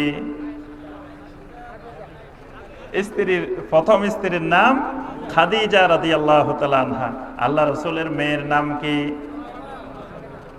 এখন খাদিজা বললেন মা ফাতিমা, মা খাদিজা। আমিনা বললেন মা আমিনা। ফাতিমাও আবার মা ফাতেমা। ফাতেমা কেমনে মা ফাতেমা হইল? আল্লাহ রাসূল সাল্লাল্লাহু আলাইহি সাল্লামের স্ত্রীগণ হলেন আমাদের মা। আল্লাহ পাক কোরআনে কারীমের আয়াত নাজিল করে বলে দিয়েছেন, ওয়া আজওয়াজুহু উম্মাহাতুল লাকুম, আমার রাসূলের স্ত্রীরা তোমাদের সকলের মা। সুবহানাল্লাহ। আম্মা জান খাদিজা রাদিয়াল্লাহু তাআলা আনহা, আম্মা জান আয়েশা রাদিয়াল্লাহু তাআলা আনহা, আম্মা জান হাফসা রাদিয়াল্লাহু তাআলা আনহা, আম্মা জান উম্মে হাবিবা রাদিয়াল্লাহু তাআলা আনহা, এরা সকলে আমাদের আম্মা জান। আমরা এমন মায়ের সন্তান যেই মায়েরা এক একজন মা শত শত হাদিসের বড় বড় মুহাদ্দিসা। সুবহানাল্লাহ। আমরা কি মূর্খ মায়ের সন্তান? আমাদের এক একজন মা বড় বড় মুহাদ্দিস। প্রথম সারির যে 7 জন মুহাদ্দিস হাদিস বর্ণনা করেছেন, সেই 7 জনের মধ্যে আমাদের মা আয়েশা রাদিয়াল্লাহু তাআলা আনহা। আল্লাহু আকবার। আমাদের মা আয়েশা রাদিয়াল্লাহু তাআলা আনহা 2210টি হাদিস বর্ণনা করেছেন। সুবহানাল্লাহ। আমাদের মা হাফসা রাদিয়াল্লাহু তাআলা আনহা হাদিস বর্ণনা করেছেন। আমাদের মা উম্মে হাবিবা রাদিয়াল্লাহু তাআলা আনহা হাদিস বর্ণনা করেছেন। কত বড় বড় শিক্ষিতা মুহাদ্দিসা মায়ের সন্তান আমরা, কিন্তু এই সন্তান হয়ে সে মায়ের খবরও জানি না, পরিচয়ও জানি না, সে মাদের বর্ণনা করা হাদিসের খবরও রাখি না। আসল মাকে মা না বলে দুনিয়ার কত নকল মাকে নিয়ে ব্যস্ত। আল্লাহ রসুলের স্ত্রীরা আমাদের মা, আল্লাহ রসুলের মেয়েরা কিন্তু আমাদের মা নন। আল্লাহ রসুলের মেয়েরা কি মা? নবী সাল্লাল্লাহু আলাইহি ওয়াসাল্লামের মেয়েগণ আমাদের বোন। আল্লাহ পাক ইরশাদ করেছেন, ইন্নামাল মুমিনুনা ইখওয়া। দুনিয়ার যত মুমিন নারী এবং পুরুষ আছো, তোমরা সবাই একজন আরেকজনের ভাই বোন। দুনিয়ার সকল মুমিনেরা ভাই বোন। ফাতেমা রাদিয়াল্লাহু তাআলা আনহা আমাদের বোন, আমাদের সম্মানিত দ্বীনি বোন। তাকে আল্লাহ রসুল বা সাহাবায়ে কেরাম, দুনিয়ার কোন তাবেঈনে কেরাম, দুনিয়ার কোন তাবেঈনে কেরাম, দুনিয়ার কোন ফুকাহায়ে কেরাম, কোন মুহাদ্দিসিনে কেরাম হাদিস বর্ণনা করার সময় বলেন নাই আন উম্মি ফাতেমা রাদিয়াল্লাহু তাআলা আনহা। মা বলে দুনিয়ার কোন সাহাবী, তাবেঈন সম্বোধন করেন নাই। কিন্তু এই বাংলাদেশের মানুষ ফাতেমা রাদিয়াল্লাহু তাআলা আনহাকে বলে মা ফাতেমা।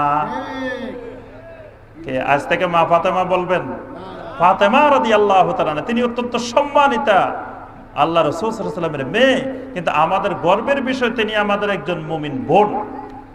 এখন মুমিন বোনকে যদি সম্মান জানাইতে আমরা সকলে ভাবিদেরকে আমরা মহব্বত করি, স্ত্রীকে মহব্বত করি না? এখন মহব্বত করতে করতে, পছন্দ করতে করতে যদি বলেন যে তোমারে এত মহব্বত করি, তোমারে আমার মায়ের মতো মহব্বত করি, মা বানাই দেন, এটা কি মহব্বত হবে নাকি এটা জেহারের কাফারা দিতে হবে? এক সময় যদি মায়ের মতো সব তুলনা করেন তাহলে জেহারের কাফারা দেওয়া লাগবে। তাহলে এরকম মহব্বত করি আলহামদুলিল্লাহ, ভালো কথা, কিন্তু মহব্বতের অতিরঞ্জন করা যাবে না। মহব্বতের অতিরঞ্জন, মহব্বতের একটা সীমা আছে, মহব্বতের একটা মাপকাঠি আছে। কোন পর্যন্ত আপনি মহব্বত করতে পারবেন এটার একটা সীমা রেখা আছে, কিন্তু মহব্বতের সীমা রেখা অতিক্রম করে যাওয়া যাবে না। আমরা আমাদের আব্বাকে মহব্বত করি, কি আপনারা আব্বাকে মহব্বত করেন? আমার ভাইয়েরা বোনেরা শুনে রাখুন, আমাদের মা বাবা হলেন আল ওয়ালিদু রিদার রাব্বি সুবহানাহু ওয়া তাআলা। রিদাল ওয়ালিদে রিদার রাব্বি তাবারাকা ওয়া তাআলা ওয়া সাখতুল ওয়ালিদে সাখতুর রাব্বি তাবারাকা ওয়া তাআলা। মা বাবার সন্তুষ্টির মধ্যে আছে আল্লাহর সন্তুষ্টি, মা বাবার অসন্তুষ্টির মধ্যে আছে আল্লাহর অসন্তুষ্টি। মা বাবাকে দুনিয়ার সকল কিছুর থেকে ঊর্ধ্বে রেখে সম্মান করতে হবে, মহব্বত করতে হবে, মা বাবার খেদমত করতে হবে। কি আমরা রাজি আছি? কিন্তু মা বাবার সম্মান করতে গিয়ে ইচ্ছা করলে মা বাবার শরীরের সব জায়গায় হাত দেওয়া যাবে না। মা বাবাকে মহব্বত করি, সম্মান করি, কিন্তু ইচ্ছা করলে কি আপনি যে কোনো ভাবে মহব্বত করতে পারবেন? আমরা আমাদের ভাইকে মহব্বত করি, বোনকে মহব্বত করি, কিন্তু ইচ্ছা করলে সব সময় ভাই বোনের কাছেও অনুমতি ছাড়া যাওয়া যাবে না, মা বাবার কাছেও সব সময় অনুমতি ছাড়া যাওয়া যাবে না। এজন্য মহব্বতের সব সময় একটা মাপকাঠি থাকে। আল্লাহ রসুল সাল্লাল্লাহু আলাইহি ওয়াসাল্লামকে মহব্বত করা ঈমানের অংশ, আল্লাহ রসুলকে ভালোবাসা ঈমানের একটি গুরুত্বপূর্ণ অংশ। কিন্তু সেই মহব্বত কেমনে করতে হবে, কিভাবে করতে হবে, এই মহব্বতের নমুনা শিখতে হবে সাহাবায়ে কেরাম থেকে। মহব্বতটা কেমনে করতে হবে, মহব্বতের নমুনা কি হবে, এই নমুনা হবেন কারা? সাহাবায়ে কেরাম রাদিয়াল্লাহু তাআলা আলাইহিম আজমাইন। কোরআনে কারিমে আল্লাহ পাক সরাসরি বলে দিয়েছেন, ফাইন আমানু বিমিসলি মা আমানতুম বিহি ফাকাদ ইহতাদাও ওয়া ইন তাওয়াল্লাউ ফাইন্নামা হুম ফি শিকাক ফাসায়াকফিকাহুমুল্লাহু ওয়া হুয়াস সামিউল আলিম। আল্লাহ রাব্বুল আলামিন বলেন, ও দুনিয়ার সকল মানুষেরা জেনে রাখো, ফাইন আমানু বিমিসলি মা আমানতুম বিহি, দুনিয়ার ঈমানদাররা যদি তাদের ঈমানটা আমার সাহাবীদের মতো, আমার রাসূলের সাহাবীদের মতো, তোমাদের মতো ঈমান আনে, ফাকাদ ইহতাদাও, তাহলে তারা হেদায়েতের উপরে আছে। ওয়া ইন তাওয়াল্লাউ ফাইন্নামা হুম ফি শিকাক। আর যদি তাদের ঈমানটা তোমাদের ঈমানের সাথে না মিলে তাহলে বুঝতে হবে তারা হতভাগা, তারা দুর্ভাগা, তারা ঈমানের মধ্যে নাই। রাসূল সাল্লাল্লাহু আলাইহি সাল্লামকে মহব্বত করা, ভালোবাসা, এটা ঈমানের অংশ। আল্লাহ পাক কোরআনে কারীমের মধ্যে ইরশাদ করে দিয়েছেন, ওয়া মান ইউতি'আল্লাহা ওয়া রাসূলাহু ওয়া মান ইউতি'আল্লাহা ওয়া রাসূলাহু ফাউলাইকা মা'আল্লাযীনা আন'আমাল্লাহু মিনান নাবিয়্যিন ওয়াস-সিদ্দীকিন ওয়াশ-শুহাদা'i ওয়াস-সালিহিন ওয়া হাসুনা উলাইকা রাফীকা। আল্লাহ পাক বলেন, আমার নবীদের সাথে যদি কারো মহব্বত হয়ে যায়, দোস্তি হয়ে যায়, সিদ্দিকীনদের সাথে যদি মহব্বত হয়ে যায়, সালেহীনদের সাথে যদি মহব্বত হয়ে যায়, শুহাদাদের সাথে যদি মহব্বত হয়ে যায়, হাসুনা উলাইকা রাফীকা, কতই না সুন্দর মহব্বত, কতই না সুন্দর বন্ধুত্ব। সুবহানাল্লাহ। নবী রাসূলদের সাথে মহব্বত করা ঈমানের অংশ। নবী রাসূলদেরকে ভালোবাসা, মহব্বত করা, এটা ঈমানের একটি গুরুত্বপূর্ণ অংশ। আল্লাহ পাক সূরা আল আরাফের 157 নম্বর আয়াতে বলেছেন, ফাল্লাযীনা আমানু বিহি ওয়া আযযারুহু ওয়া নাসারুহু ওয়াত্তাবাউন নূরাল্লাযী উনসিলা মাহু উলাইকা হুমুল মুফলিহুন। যারা আমার রাসূলের উপরে ঈমান আনে, আমার রাসূলকে সাহায্য সহযোগিতা করে, আমার রাসূলকে মহব্বত করে এবং আমার রাসূলের উপরে যে নূর নাজিল হয়েছে, কোরআন নাজিল হয়েছে, সেই কোরআনে কারীমের ইত্তেবা করে, আল্লাহ পাক বলেন উলাইকা হুমুল মুফলিহুন, এই মানুষগুলো অবশ্যই সফল কাম। সুবহানাল্লাহ। আল্লাহ পাক কোরআনে কারীমে আরো অসংখ্য আয়াতে নবীর মহব্বতের কথা বলছেন। সাহাবায়ে কেরাম অসংখ্য হাদিসে নবী সাল্লাল্লাহু আলাইহি ওয়াসাল্লামের মহব্বতের ব্যাপারে বলছেন। ওমর ইবনে খাত্তাব রাদিয়াল্লাহু তাআলা আনহু একদিন এসে বললেন, ইয়া রাসূলুল্লাহ সাল্লাল্লাহু আলাইহি ওয়াসাল্লাম, ওয়াল্লাহি ইন্নী লা উহিব্বুকা মিন কুল্লি শাই ইল্লা মিন নাফসি।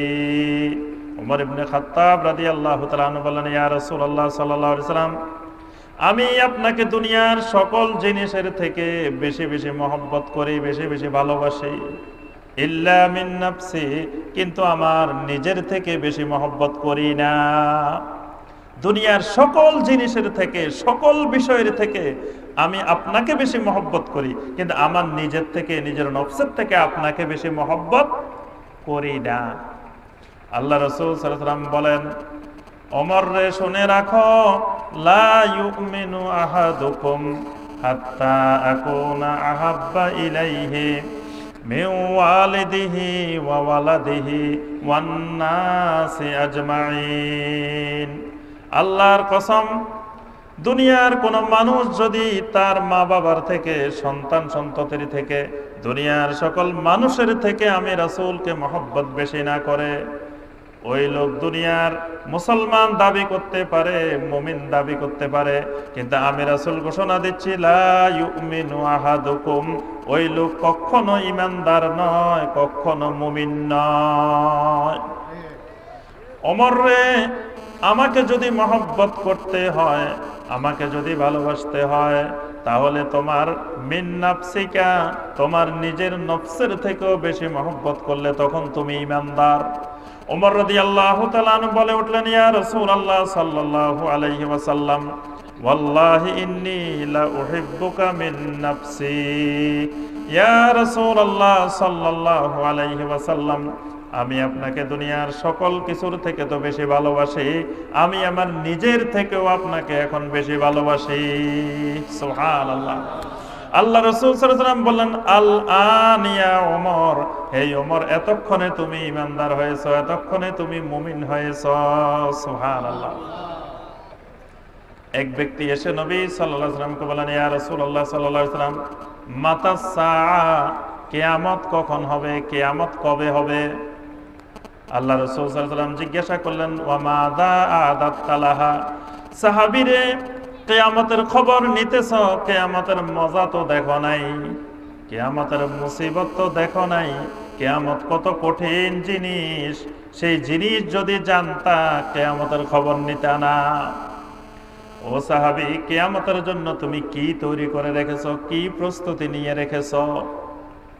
ওই সাহাবী বলে উঠলেন, ইয়া রাসূলুল্লাহ সাল্লাল্লাহু আলাইহি ওয়াসাল্লাম, লা শাইয়া ইল্লা আন্নী উহিব্বুল্লাহ ওয়া রাসূলুহু সাল্লাল্লাহু আলাইহি ওয়াসাল্লাম।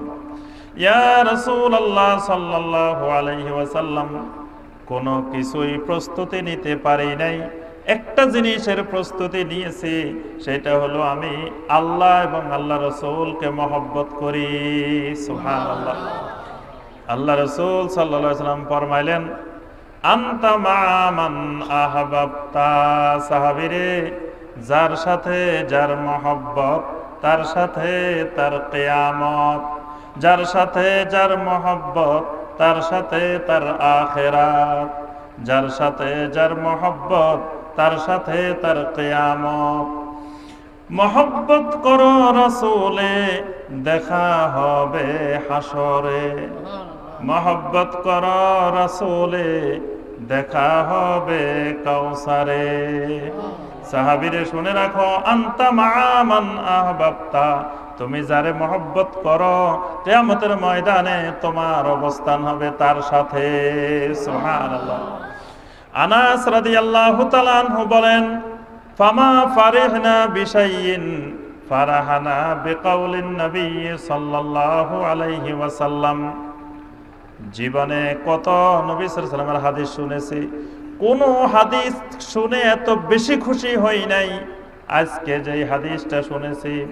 এই হাদিসটা শুনে আমরা সাহাবীরা এত বেশি খুশি হয়ে গেলাম যে আনতা মা মান আহবাবতা। কারণ হলো আমরা কোনো আমল নাই, কিছু নাই, কিন্তু উহিব্বুল্লাহ ওয়া রাসূলুহু ওয়া উহিব্বু আবা বকর ওয়া ওমর। আমরা আল্লাহ রসুলকে মহব্বত করি, আবু বকরকে মহব্বত করি, ওমরকে মহব্বত করি, অথচ তাদের আমলের মতো আমল আমাদের নাই। কিন্তু কিয়ামতের ময়দানে এই মহব্বতের কারণে আমরা আল্লাহ রসুলের সাথে থাকব, এই মহব্বতের কারণে আবু বকরের সাথে থাকব, এই মহব্বতের কারণে আমরা ওমরের সাথে থাকব। বলুন সুবহানাল্লাহ। আল্লাহর হাবিবকে মহব্বত করা ঈমানের অংশ। আল্লাহর হাবিবের সাথে মহব্বত গড়ে ওঠার অর্থ হলো কিয়ামতের ময়দানে, হাসরে, নসরে, পুলসেরাতে, হাউজে কাউসারে রাসূলের সাথে থাকা। সুবহানাল্লাহ। কিন্তু এখন প্রশ্ন হলো, মহব্বতটা করব কিভাবে? মহব্বতের নমুনা কি হবে? আমরা দেখি প্রতি বছর বছর, প্রতি মাসে মাসে নতুন নতুন পদ্ধতি আবিষ্কার হয়। আল্লাহ রসুলকে ভালোবাসার নতুন নতুন ডিজাইনের পদ্ধতি। কোন কোন জায়গায় আজকের জমানায় দেখি আমরা রাসূলের মহব্বতে গান গাওয়া, এটাকেও রাসূলের মহব্বত মনে করা হয়। রাসূলের মহব্বতে নাচতে থাকা, এটাকেও রাসূলের মহব্বত মনে করা হয়। কোন কোন জায়গায় দেখি মানুষ মিছিল বের করা, এটাকেও রাসূলের মহব্বত মনে করা হয়। অসংখ্য তরিকা, অসংখ্য পদ্ধতি রাসূলের মহব্বতে আমরা দেখি। আল্লাহ রাসূল সাল্লাল্লাহু আলাইহি ওয়াসাল্লামকে মহব্বতের পদ্ধতিটা কি হবে, এই আলোচনাটুকু করে আমরা ইনশাআল্লাহ আলোচনা শেষ করে দিব যে আমরা নবী সাল্লাল্লাহু আলাইহি ওয়াসাল্লামকে মহব্বতটা করব কিভাবে, এই মহব্বতের পদ্ধতি কি হবে, সিস্টেম কি হবে, এই মহব্বতের নমুনা কি হবে। এক নম্বরে নবী সাল্লাল্লাহু আলাইহি ওয়াসাল্লামের মহব্বতের নমুনা হবে আল্লাহ রাসূল সাল্লাল্লাহু আলাইহি ওয়াসাল্লামের ব্যাপারে মিথ্যা কথা বলা থেকে দূরে থাকতে হবে। আল্লাহ রাসূল সম্পর্কে মিথ্যা বলা, মিথ্যা হাদিস বলা, মিথ্যা ওয়াজ করা, মিথ্যা কথা বলা, এগুলো থেকে বিরত থাকা এক নম্বরে নবী সাল্লাল্লাহু আলাইহি ওয়াসাল্লামের মহব্বত। আল্লাহ রাসূল সাল্লাল্লাহু আলাইহি ওয়াসাল্লাম হাদিসে স্পষ্ট করে বলছেন, মান কাযিবা আলাইয়া মুতাআম্মিদান ফালিয়াতাবাওয়া মাকআদাহু মিনান নার। দুনিয়ার কিয়ামত পর্যন্ত আগত আমার উম্মতরা শুনে রাখো, আমি নবীর ব্যাপারে যদি কেউ একটি মিথ্যা কথা বলে, ইচ্ছাকৃতভাবে যদি মিথ্যা কথা বলে, তার স্থানটা হবে, ঠিকানাটা হবে জাহান্নাম। বেশি মিথ্যা কথা লাগবে না, একটা মিথ্যা কথা নবী সাল্লাল্লাহু আলাইহি ওয়াসাল্লামের নামে ইচ্ছা করে যদি কেউ বলে, তার ঠিকানা হবে কোথায়? জাহান্নাম। কিন্তু আমার সম্মানিত ভাইয়েরা এবং বোনেরা, আজকে বলতে অনেক দুঃখ লাগে, অনেক আফসোস লাগে, আমাদের মতো এরকম ওলামায়ে কেরাম মসজিদের মিম্বরে বসে, মসজিদের মধ্যে দাঁড়িয়ে এরকম ওয়াজ মাহফিলের মধ্যে বসে অনর্গল মিথ্যার পরে মিথ্যা, মিথ্যা কথার পরে মিথ্যা কথা রাসূলের নামে, ইসলামের নামে, দ্বীনের নামে চালিয়ে যাচ্ছে। এবং সমাজের আমাদের হতভাগা মানুষগুলো, হতভাগা ভাই বোনগুলো দ্বীনের জ্ঞান না থাকার কারণে, ইসলাম না থাকার কারণে, দ্বীনের বুঝ না থাকার কারণে, দ্বীনের মানহাজ না জানার কারণে আমাদের এই ভাই বোনেরা ওই সকল বক্তার পিছনে পিছনে দৌড়ায়, ওই সকল বক্তার কথায় বিশ্বাস করে আর চোখের পানি ফেলে। কিন্তু যে কথাগুলো বলতেছে, কথাগুলোর মধ্যে শতকরা 90 ভাগ 95 ভাগ মিথ্যা কথা। কি এরকম বক্তা আছে কি নাই? অসংখ্য আছে। আল্লাহ রসুলের মহব্বতের 1 নম্বর বিষয় হলো আল্লাহ রসুলের নামে, আল্লাহ রসুলের হাদিসের নামে কোনো মিথ্যা কথা বলা যাবে না। নবী সাল্লাল্লাহু আলাইহি ওয়াসাল্লামের জীবিত অবস্থায় এক সাহাবী নবী সাল্লাল্লাহু আলাইহি ওয়াসাল্লামের নামে একটা মিথ্যা কথা বলছিল।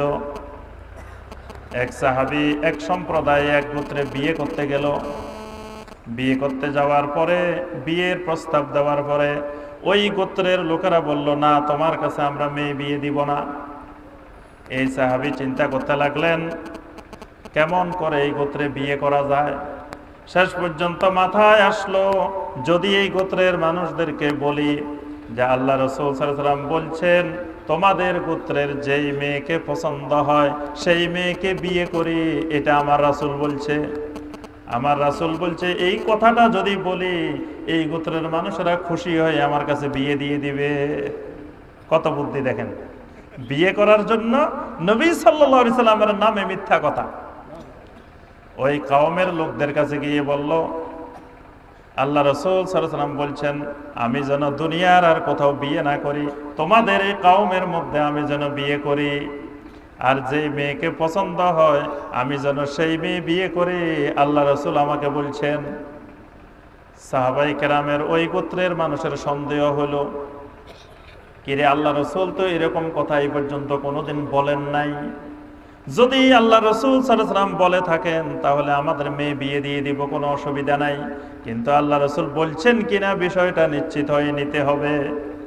ওই গোত্রের কয়েকজন সাহাবী নবী সাল্লাল্লাহু আলাইহি ওয়াসাল্লামের কাছে আসলেন, এসে বললেন, ইয়া রাসূলুল্লাহ সাল্লাল্লাহু আলাইহি ওয়াসাল্লাম, আপনি কি ওই সাহাবীকে এরকম এরকম কথা বলছেন? আল্লাহ রাসূল সাল্লাল্লাহু আলাইহি ওয়াসাল্লাম বললেন, না, আমি তো তাকে এরকম কোনো কথা বলি নাই।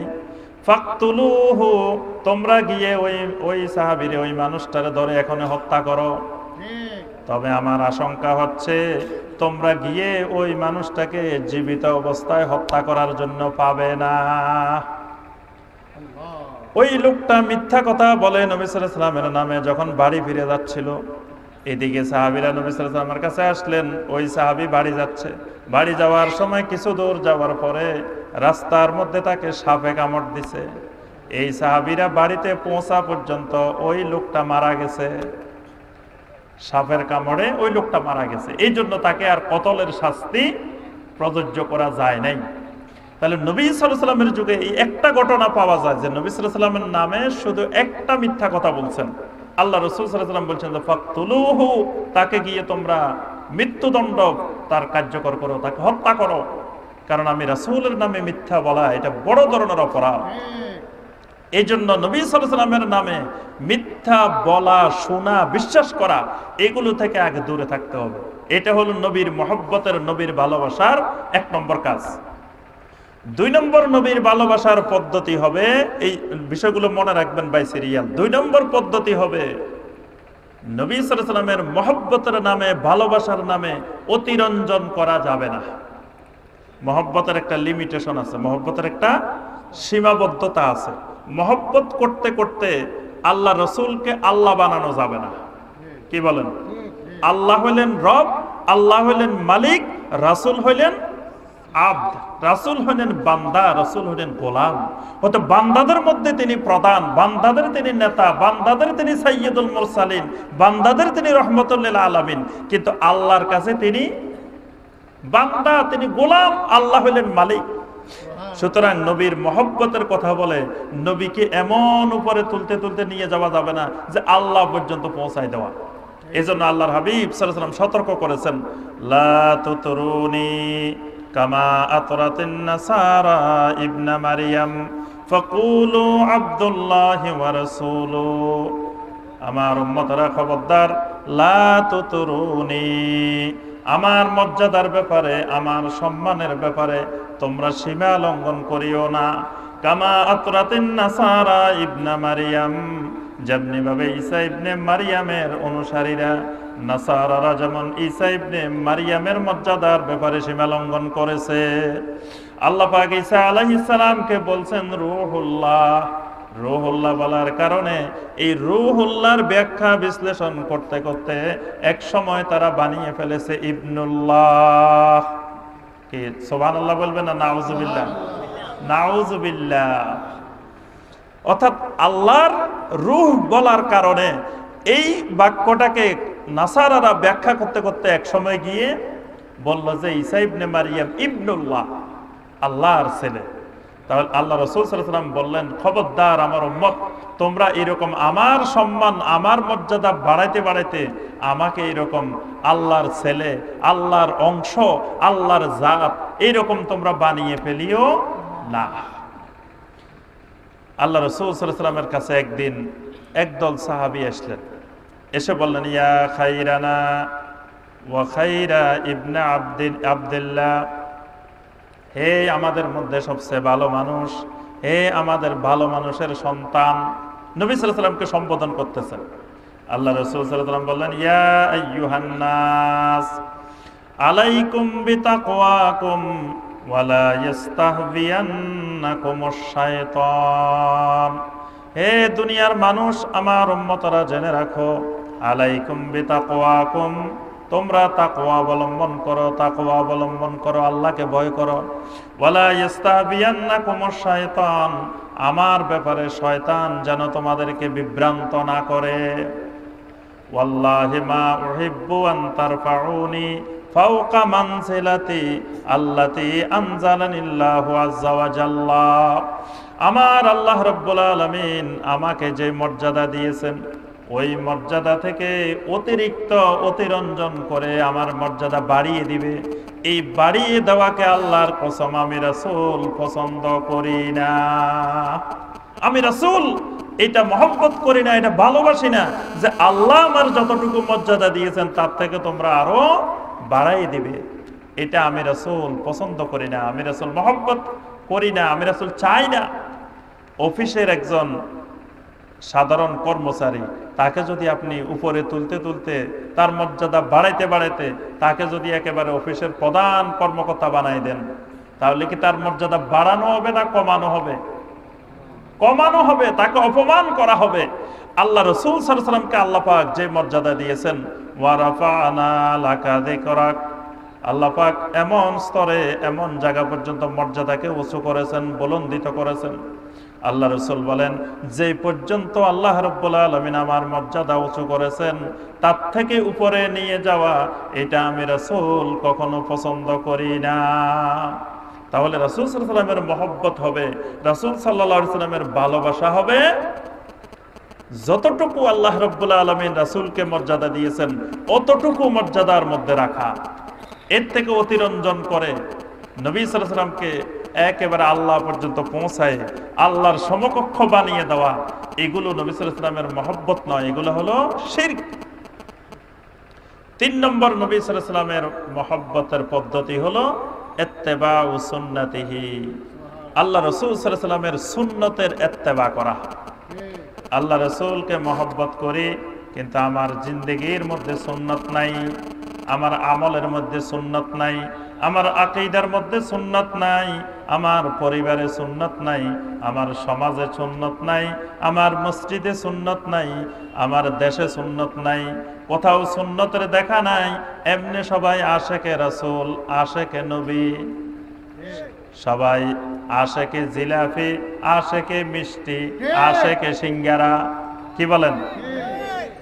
সবাই রাসূলের আশেক, কিন্তু নিজের হায়াতের মধ্যে, ব্যক্তি জীবনে, পারিবারিক জীবনে, সামাজিক জীবনে কোনো জায়গায় আল্লাহ রাসূলের সুন্নত নাই।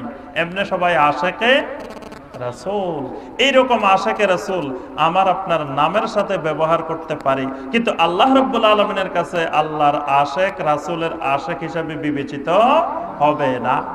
সুন্নতের ইত্তেবা করতে হবে। রাসূলের মহব্বতের নমুনা হলো সুন্নতের ইত্তেবা।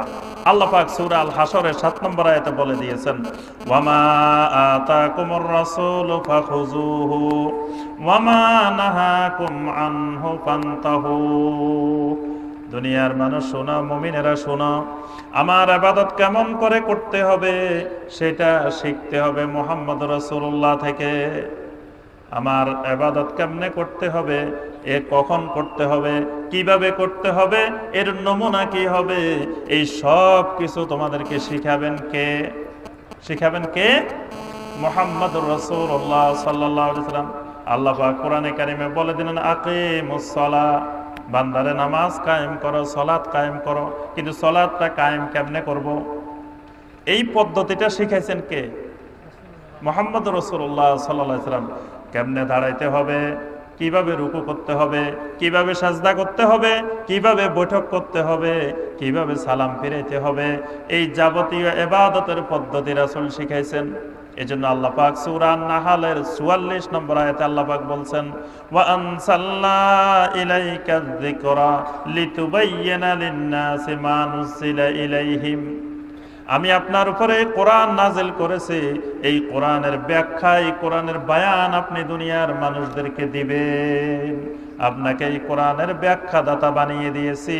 এই কোরআনে যত আমলের কথা আছে, যত ইবাদতের কথা আছে, সমস্ত ইবাদত, সমস্ত আমল আপনি দুনিয়ার মানুষদেরকে শিখাইবেন। আর দুনিয়ার মানুষদেরকে আল্লাহ বলে দিয়েছেন, ওয়ামা আতাকুমুর রাসূলু ফাখুযুহু ওয়ামা নাহাকুম আনহু ফান্তাহু। দুনিয়ার মানুষরে, আমার রাসূল তোমাদেরকে যেটা করতে বলেন সেটা করবা, আমার রাসূল যেটা ছাড়তে বলেন সেটা ছেড়ে দিবা। আব্দুল্লাহ ইবনে মাসউদ রাদিয়াল্লাহু তাআলা আনহু হাদিস বর্ণনা করলেন, লাআনাল্লাহুল ওয়াশিমাত ওয়াল মুস্তাওশিমাত ওয়াল ওয়াসিলাত ওয়াল মুস্তাওসিলাত ওয়াল মুতাফাল্লিজাত লিল হুসনি আল মুতাগায়্যিরাত ফি খালকিল্লাহ। আল্লাহ পাক ওই সকল নারীদের উপরে লানত করেন যে সকল নারীরা ফরচুলা ব্যবহার করেন, যে সকল নারীরা উল্কি আঁকেন, যে সকল নারীরা ব্রু প্লাক করেন। আপনাদের দেশে ব্রু প্লাক করে? ব্রুর চুলগুলা তুলিয়ে ফেলা, উফটিয়ে ফেলা।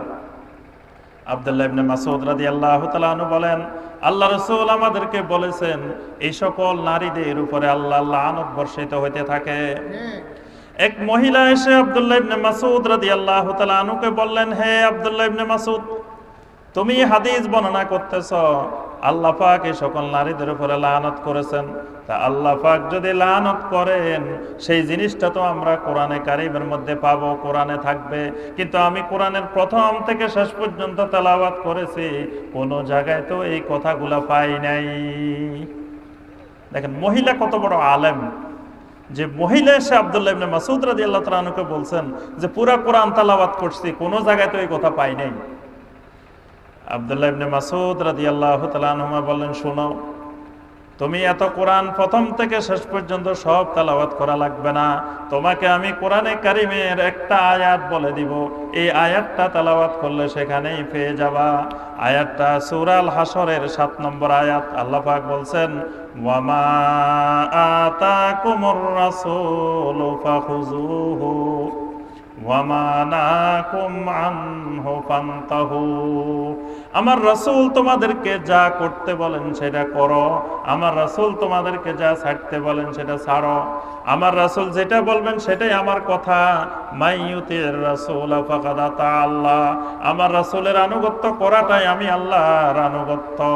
সুতরাং রাসূলের যত হাদিস, রাসূলের যত কথা, এগুলো আল্লাহর এই কথা। আল্লাহ সার্টিফিকেট দিয়ে দিয়েছেন, ওয়ামা ইয়ানতিকু আনিল হাওয়া ইন হুয়া ইল্লা ওয়াহয়ুন ইউহা। সুবহানাল্লাহ। আমার রাসূল তোমাদেরকে যা কথা বলেন, আমার রাসূল নিজের থেকে বানাই বানাই বলেন না। আমার রাসূল তোমাদেরকে যা বলেন, আমি আল্লাহর পক্ষ থেকে ওহীর আকারে, ওহী হিসাবেই বলেন। সুবহানাল্লাহ। তাহলে রাসূল সাল্লাল্লাহু আলাইহি ওয়াসাল্লামের মহব্বত করতে হলে, মহব্বতে রাসূল থাকতে হলে কি থাকতে হবে? সুন্নতের ইত্তেবা থাকতে হবে। শরীরের প্রথম মাথা থেকে শুরু করে পা পর্যন্ত পুরা শরীরে সুন্নত থাকতে হবে। যত বেশি যার মধ্যে সুন্নত আছে তার মধ্যে তত বেশি কারামত আছে। অলৌকিক ঘটনা দেখানো কিন্তু কারামত না। আমরা সমাজের মানুষ মনে করি যে মনে হয় অলৌকিক কিছু দেখাইতে পারলে এটা কারামত। ইমাম শাফি রহমতুল্লাহ আলাইহি সুন্দর করে বলছেন, ইজা রাআইতুমুর রাজুলা ইয়াতিরু ফিল হাওয়া আও ইয়ামশি আলাল মা ফালা তুসাদ্দিকুহু হাত্তা তা'লামু মুতাবাআতাহু রাসূলুল্লাহ সাল্লাল্লাহু আলাইহি ওয়াসাল্লাম। ইমাম শাফি রহমতুল্লাহ আলাইহি বলেন, যদি তোমরা কোনো মানুষকে দেখো ইয়াতিরু ফিল হাওয়া, শূন্যের মধ্যে আকাশের মধ্যে উঠতেছে, মানুষ আকাশে উঠতেছে এইভাবে, আও ইয়ামশি আলাল মা, অথবা পানির উপরে হাঁটতেছে, একেবারে পানির উপর দিয়ে হেঁটে চলে যাচ্ছে, এরকম যদি দেখো ফালা তুসাদ্দিকুহু, খবরদার ওই মানুষের তোমরা আল্লাহর ওলি মনে করিও না। ওই মানুষটাকে আল্লাহর ওলি বলে সার্টিফিকেট দিও না যে দেখো কারামত দেখা যাইতেছে, আকাশে উড়ে আমাদের হুজুর, আমাদের বাবা আকাশে উড়ে, আমাদের বাবা পানির উপর দিয়ে চলে। এই পানির উপরে চলা, আকাশে উড়া, এগুলো কোনো কারামত নয়। হাত্তা তা'লামু মুতাবাআতাহু রাসূলুল্লাহ সাল্লাল্লাহু আলাইহি ওয়াসাল্লাম, যতক্ষণ পর্যন্ত না তুমি তার মধ্যে দেখবা আল্লাহ রাসূলের সুন্নতের ইত্তেবা আছে কিনা। একজন ব্যক্তির মধ্যে যতটা সুন্নত আছে ওই ব্যক্তির মধ্যে ততটা কারামত আছে। সুবহানাল্লাহ। এক একটা সুন্নত এক একটা কারামত। তাহলে নবী সাল্লাল্লাহু আলাইহি ওয়াসাল্লামের মহব্বত করতে হলে 3 নম্বরে কি করতে হবে? সুন্নতের ইত্তেবা করতে হবে, সুন্নতের অনুসরণ করতে হবে। 4 নম্বরে নবীর মহব্বতের জন্য যেটা করতে হবে সেটি হলো নবী সাল্লাল্লাহু আলাইহি ওয়াসাল্লামের সাহাবীদেরকে মহব্বত করতে হবে, নবী সাল্লাল্লাহু আলাইহি ওয়াসাল্লামের আহলে বায়তকে মহব্বত করতে হবে। নবী সাল্লাল্লাহু আলাইহি ওয়াসাল্লামের সাহাবীদেরকে গালিগালাজ করা যাবে না। আল্লাহ রাসূল বলেন, লা তাসুব্বু আসহাবি, খবরদার তোমরা আমার সাহাবীদেরকে কখনো গালিগালাজ করিও না। আহিব্বুল্লাহ ওয়া আহিব্বুনি ওয়া আহিব্বু আহলা বাইতি, আল্লাহকে মহব্বত করো, আমি রাসূলকে মহব্বত করো, আর আমার আহলে বাইতকে মহব্বত করো, আমার আহলে বাইতকে মহব্বত করো। সাহাবাদের ব্যাপারে আল্লাহ পাক কোরআনে কারীমের অসংখ্য আয়াত নাজিল করেছেন। ওয়াস-সাবিকুনাল আউওয়ালুনা মিনাল মুহাজিরিন ওয়াল আনসার ওয়াল্লাযীনা তাবাউহুম বিইহসান রাদিয়াল্লাহু আনহুম ওয়া রাদু আন, আমার সাহাবীরা, আনসার, মুহাজির যত সাহাবী আছেন সকলের উপরে আল্লাহ রাব্বুল আলামিন খুশি হয়ে গেছেন, ওই সাহাবীরাও আল্লাহর উপরে খুশি হয়ে গেছেন। সুবহানাল্লাহ। এজন্য সাহাবাই কেরামকে মহব্বত করা এটাও ঈমানের অংশ। আল্লাহ রাসূল নির্দেশ দিয়েছেন, আমাকে যেমন মহব্বত করবা, আমার সাহাবীদেরকে মহব্বত করবা, আমার আহলে বায়তকে মহব্বত করবা। তাহলে কয়টা গেল? 4 নম্বর গেল নবী সাল্লাল্লাহু আলাইহি ওয়াসাল্লামের মহব্বতের, রাসূলের মহব্বতের পদ্ধতি, রাসূলের মহব্বতের নমুনা। 5 নম্বরে যেই পদ্ধতিটি নবী সাল্লাল্লাহু আলাইহি ওয়াসাল্লামের মহব্বতের জন্য, সেই পদ্ধতিটি হবে দুনিয়ার সকল মতবাদের চাইতে, সকল যুক্তির চাইতে, সকল ব্যক্তির কথার চাইতে নবী সাল্লাল্লাহু আলাইহি ওয়াসাল্লামের ফয়সালাকে অগ্রাধিকার দিতে হবে। আমার আপনার মনের, যুক্তির, বিবেকের যত কিছু থাকুক সবকিছুর উপরে আমার রাসূলের কথা। এটা হলো রাসূলকে ভালোবাসা, রাসূলকে মহব্বত করার অন্যতম একটি বড় মাধ্যম। শরীয়তের অনেক বিধিবিধান আছে, আমরা পরিবারের কারণে করতে পারি না, সমাজের কারণে করতে পারি না। দেখা যায় যে আমরা চিন্তা করি যে এই কাজটা যদি আমি করি তা আমার স্ত্রী মহব্বত করবে না, স্ত্রী পছন্দ করে না, ছেলে পছন্দ করে না, মেয়ে পছন্দ করে না, বা অফিসের বস পছন্দ করে না। এই কারণে দেখা যায় অনেক ভাইকে আমরা দেখি টাকনুর নিচে ফ্যান পরে চলাফেরা করে। টাকনুর নিচে ফ্যান পরে হাঁটে না? আপনাদের দেশে হাঁটে? সব জায়গায় হাঁটে, সারা বাংলাদেশে হাঁটে, সারা পৃথিবীতে হাঁটে। আল্লাহ রাসূল সাল্লাল্লাহু আলাইহি ওয়াসাল্লাম বলেন, মা আসফালা মিনাল কাবাইনি মিনাল ইজারে ফাফিন্নার, টাকনুর নিচে প্যান্ট গেলে, লুঙ্গি গেলে, কাপড় গেলে, এই পোশাক পরিধান করে হাঁটলে সেটা জাহান্নামে যাবে, সেটা জাহান্নামে যাবে। যেখানে স্পষ্ট ঘোষণা আছে তারপরেও হাঁটে। জিজ্ঞাসা করি, ভাই কেন হাঁটেন? এইভাবে হাঁটতে তো আমার রাসূল নিষেধ করছেন। বলেন যে ভাই, আমি যদি টাকনুর উপরে কাপড় পরে হাঁটি তাহলে আমার অফিসে সবাই আমার দিকে তাকাই থাকবে, সবাই বলবে কি হয়েছে এই লোকের। রাস্তা দিয়ে হাঁটার সময় সবাই আমার দিকে তাকাই থাকে, আবার সবাই আমাকে বিভিন্ন ধরনের মন্তব্য করে থাকে। যদি আমার রাসূলের মহব্বত আমার কাছে বেশি হয়, তাহলে আমার পরিবার কি বলে, সমাজ কি বলে, অফিস কি বলে, রাস্তা দিয়ে মানুষে কি বলে, সেটা আমার কাছে বড় বিষয় নয়। আমার কাছে বড় বিষয় হবে আমার রাসূলের নির্দেশ কোনটা, রাসূলকে মহব্বতের নমুনা হবে সেটা। মাঝে মাঝে কোনো ভাইদেরকে জিজ্ঞাসা করি, ভাইজান দাড়ি রাখা ওয়াজিব, দাড়ি রাখা তো একটি গুরুত্বপূর্ণ ইবাদত, দাড়ি কেটে ফেলা, মুন্ডন করা তো কবিরা গুনাহ, ভাইজান দাড়িটা রাখেন না কেন? বলে যে ভাই দাড়ি রাখলে আপনার ভাবি পছন্দ করে না, দাড়ি রাখলে আমার অফিসে চাকরিটা চলে যাওয়ার সম্ভাবনা আছে, আমার অফিসের বস দাড়ি রাখা পছন্দ করেন না। তাহলে আমার কাছে আমার স্ত্রীর মহব্বত বেশি নাকি আমার চাকরির মহব্বত বেশি, নাকি আমার রাসূলের নির্দেশের মহব্বত বেশি? এখানেই বোঝা যাবে আমার সাথে আমার রাসূলের মহব্বত কতটুকু আছে। রাসূলের নির্দেশকে সবার উপরে অগ্রাধিকার দেওয়া। আল্লাহ রাসূল সাল্লাল্লাহু আলাইহি ওয়াসাল্লাম এক চোরের শাস্তির ব্যাপারে কথা বলেছিলেন। আল্লাহ রাসূল সাল্লাল্লাহু আলাইহি ওয়াসাল্লাম ফয়সালা দিয়ে দিলেন যে চুরির শাস্তি হবে, তার হাত কাটা হবে। এই রায় দেওয়ার পরে ওই যে ব্যক্তির রায়টা দিলেন, যে ব্যক্তি চুরি করেছে, এই ব্যক্তিটা খুব সম্মানিত বংশের, খুব নামকরা বংশের লোক। এখন ওই বংশের লোক সবাই এসে আল্লাহ রাসূল সাল্লাল্লাহু আলাইহি ওয়াসাল্লামের কাছে আসলেন, এসে একটু অনুনয় বিনয় করতে লাগলেন যে এই লোকটার যদি শাস্তিটা কার্যকর করা হয় তাহলে দুনিয়াতে বদনামি হয়ে যাবে যে অমুক বংশের অমুক লোক একবার চুরি করেছিল, আল্লাহ রাসূল সাল্লাল্লাহু আলাইহি ওয়াসাল্লাম তার হাত কেটেছিলেন, সুতরাং এই শাস্তিটা একটু লাঘব করা যায় কিনা। আল্লাহ রাসূল সাল্লাল্লাহু আলাইহি ওয়াসাল্লাম বললেন, আতাশফাউ ফি হাদ্দিম মিন হুদুদিল্লাহ ওয়ালাউ ফাতিমা বিনতে মুহাম্মদ সারাকাত লাকাতাতু ইয়াদাহা।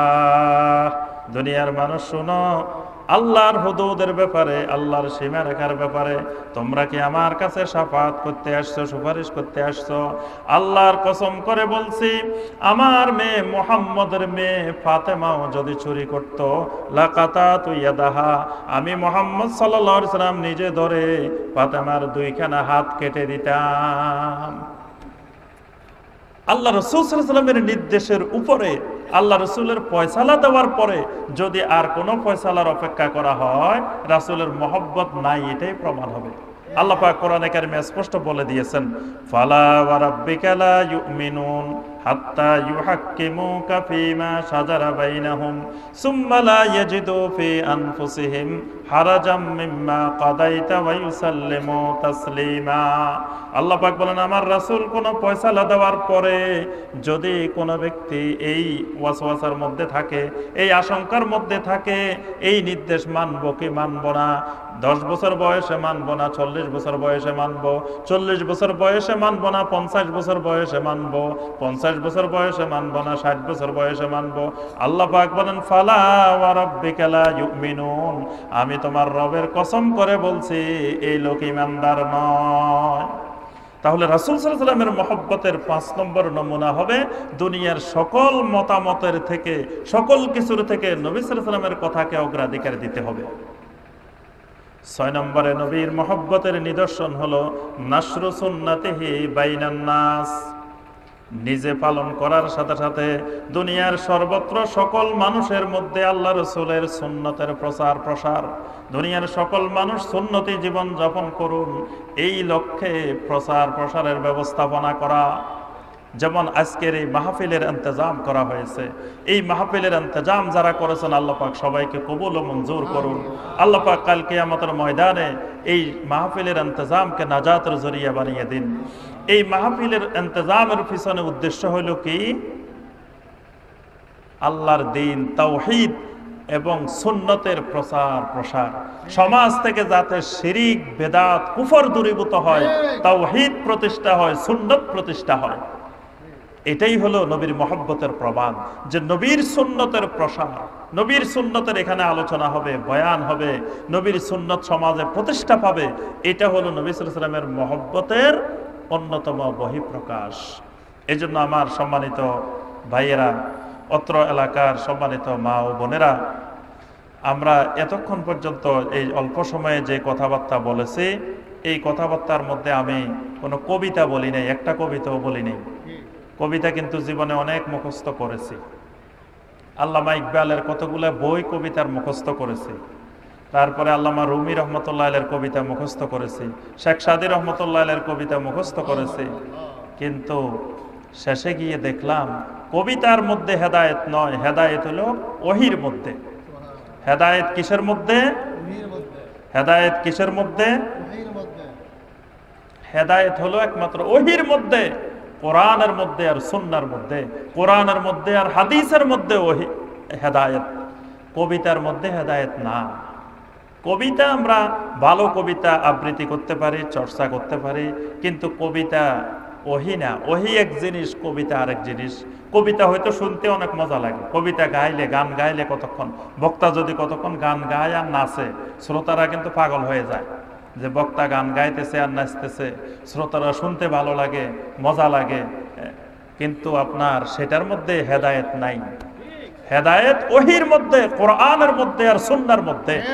এই জন্য একজন বক্তা যিনি কথা বলবেন দ্বীনের ব্যাপারে, এখানে আমরা এসেছি ঢাকা থেকে, বা এখানকার যারা উলামায়ে কেরাম আলোচনা করবেন, আমাদের উদ্দেশ্য হবে কোরআন আর সুন্নাহকে মানুষের কাছে পৌঁছানো। কোন কবির কবিতা মানুষের কাছে পৌঁছানো, এটা আমাদের মূল মাকসাদ নয়। কিন্তু দেখা যায় আমরা ঘন্টার পর ঘন্টা ওয়াজ করি, কোরআনের আয়াত খুঁজলে 5টা পাওয়া যায় না, হাদিস খুঁজলে 10টা পাওয়া যায় না। আজকের আলহামদুলিল্লাহ আমাদের যুব সমাজ আজকে শিক্ষিত, যুব সমাজ অনেক সচেতন। এজন্য আজকে মানুষের মধ্যে এই সচেতনতা আসতেছে যে আজকে আর আমরা ওই কিচ্ছা কাহিনীর ওয়াজের যুগ এখন আস্তে আস্তে বন্ধ হয়ে যাচ্ছে। এখন ইনশাআল্লাহ আমাদের যুব সমাজ, বর্তমানের তাওহীদি জনতা কোরআন আর সুন্নাহর কথা শুনতে চায়, কোরআন আর সুন্নাহর ওয়াজ শুনতে চায়, কোরআন আর সুন্নাহর বয়ান শুনতে চায়। সম্মানিত ভাই ও বোনেরা, আমরা আজকের এই আলোচনা যতটুকু শুনলাম এবং পরবর্তীতে আরো বড় বড় উলামায়ে কেরাম আপনাদের সামনে আলোচনা করবেন কোরআন এবং সুন্নাহ থেকে। আল্লাহ পাক আমাদেরকে সবগুলো আলোচনার আমল করার তৌফিক দান করুন। আমার মা বোনদের উদ্দেশ্যে বলবো, মায়েরা, আপনারা নবী হন নাই, কিন্তু আপনারা নবীর মা হয়েছেন। সুবহানাল্লাহ। আপনারা দুনিয়ার সকল মুমিনের মায়ের মর্যাদা লাভ করেছেন। আর আল্লাহ রাসূল বলছেন, আল জান্নাতু তাহতা আকদামিল উম্মাহাত, মায়েদের পায়ের নিচে জান্নাত। বাবাদের পায়ের নিচে কি? আমাদের পায়ের নিচে কি? জুতা। আমাদের পায়ের নিচে কি? আর মায়েদের পায়ের নিচে জান্নাত। সুবহানাল্লাহ, সুবহানাল্লাহ। আল্লাহ পাক কত সম্মানিত করেছেন মায়ের জাতিকে। সেই মা বোনদেরকে আমি বলবো, একটি হাদিস বলে মা বোনদের আলোচনা শেষ করব, যে আমার মায়েরা 4টি কাজ করবেন। এই 4টি কাজ করলে আল্লাহ রাসূল ঘোষণা দিয়েছেন জান্নাতের সকল দরজা আল্লাহ পাক খুলে দিবেন। সুবহানাল্লাহ। 1 নম্বর কাজ হলো মান সাল্লাত খামসাহা, দৈনিক 5 ওয়াক্ত সালাত কায়েম করবেন। ফজরের সালাত 8টা বাজে আদায় করবেন না। ফজরের নামাজ পড়ে আমাদের মা বোনেরা অনেকে 8টার সময়, 9টার সময়। বলে যে হুজুর নামাজ তো পড়ি। কয়টায় পড়েন? বলে যে হুজুর আমাদের রাত্রে টেলিভিশনে স্টার জলসা দেখতে দেখতে, স্টার প্লাস দেখতে দেখতে, আরো কত রকমের ইন্ডিয়ান চ্যানেল দেখতে দেখতে রাতের 2টা বেজে গেছে, 3টা বেজে গেছে। এজন্য একটু ঘুমাইতে দেরি হয়েছে। ফজরের নামাজটা সকাল 8টায় আদায় করেছি। ফজরের নামাজ সকাল 8টায় না সকাল 5টায়? 5টার নামাজ যদি সকাল 8টায় আদায় করেন তাহলে হবে? হবে না। এজন্য ফজরের সালাত ফজরের ওয়াক্তে, যোহরের সালাত যোহরের ওয়াক্তে, আসরের সালাত আসরের ওয়াক্তে, মাগরিবের সালাত মাগরিবের ওয়াক্তে, এশার সালাত এশার ওয়াক্তে। 5 ওয়াক্ত সালাত সঠিক সময়ে আদায় করবেন। আর মা বোনদেরকে বলছি 5 ওয়াক্ত আদায় করবেন। তাহলে আমার বাবাদের লাগবে না নাকি? যুবক ভাইদের লাগবে না? যে 5 ওয়াক্ত সালাত বা জামাত আদায় করার জন্য কে কে আছে দেখি, 2খানা হাত তুলে দেখি।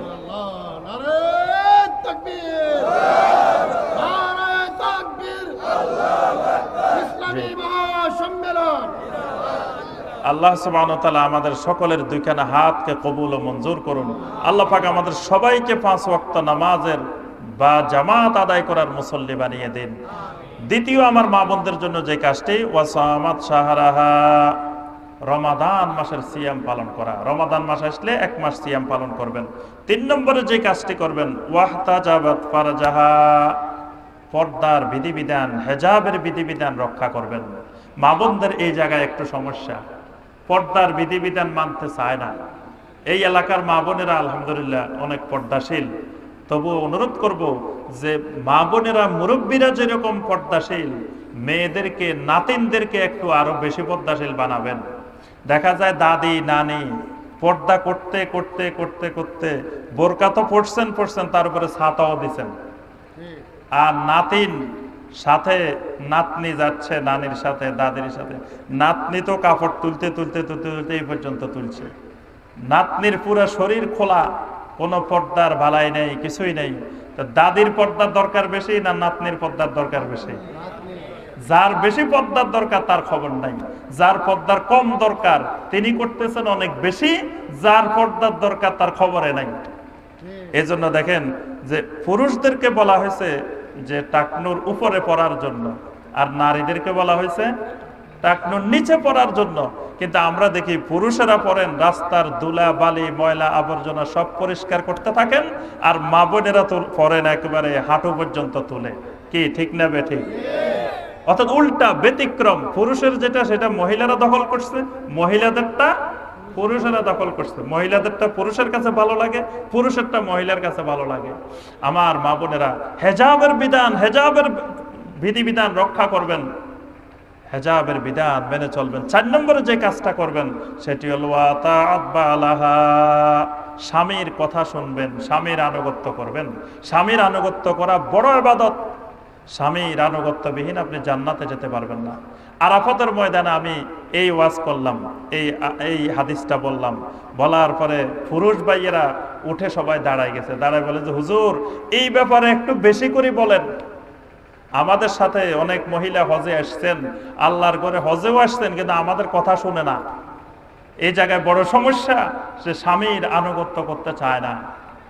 স্বামীর আনুগত্য করা ফরজ, স্বামীর আনুগত্য করতেই হবে।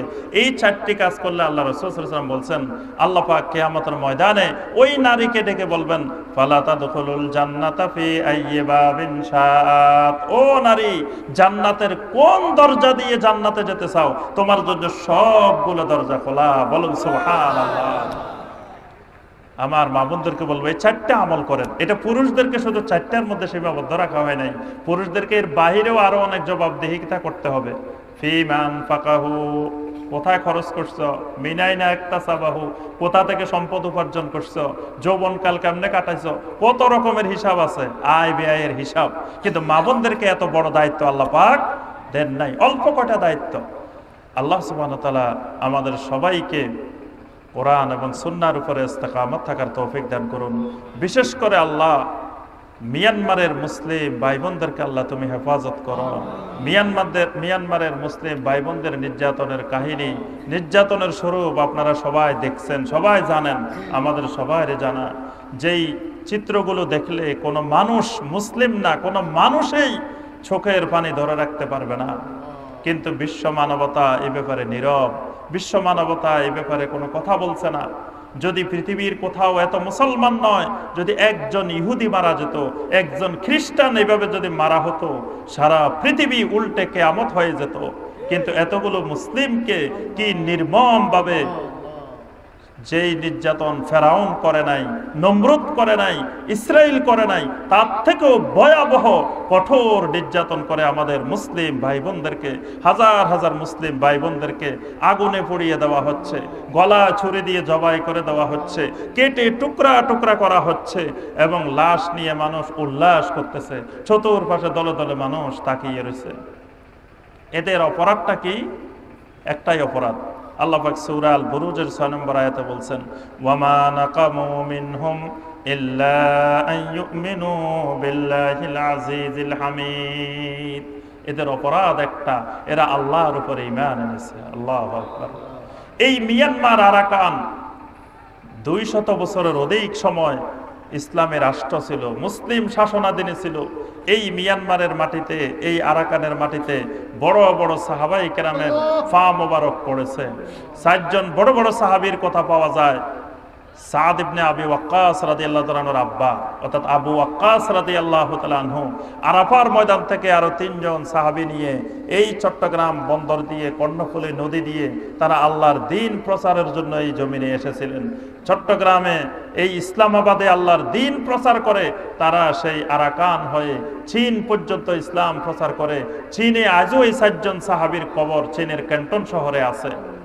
এই সাহাবায়ে কেরামের মাধ্যমে যেই জমিনে ইসলাম প্রচার হয়েছে, সেই জমিনের মুসলিমেরা আজকে কেমন করে নির্যাতিত।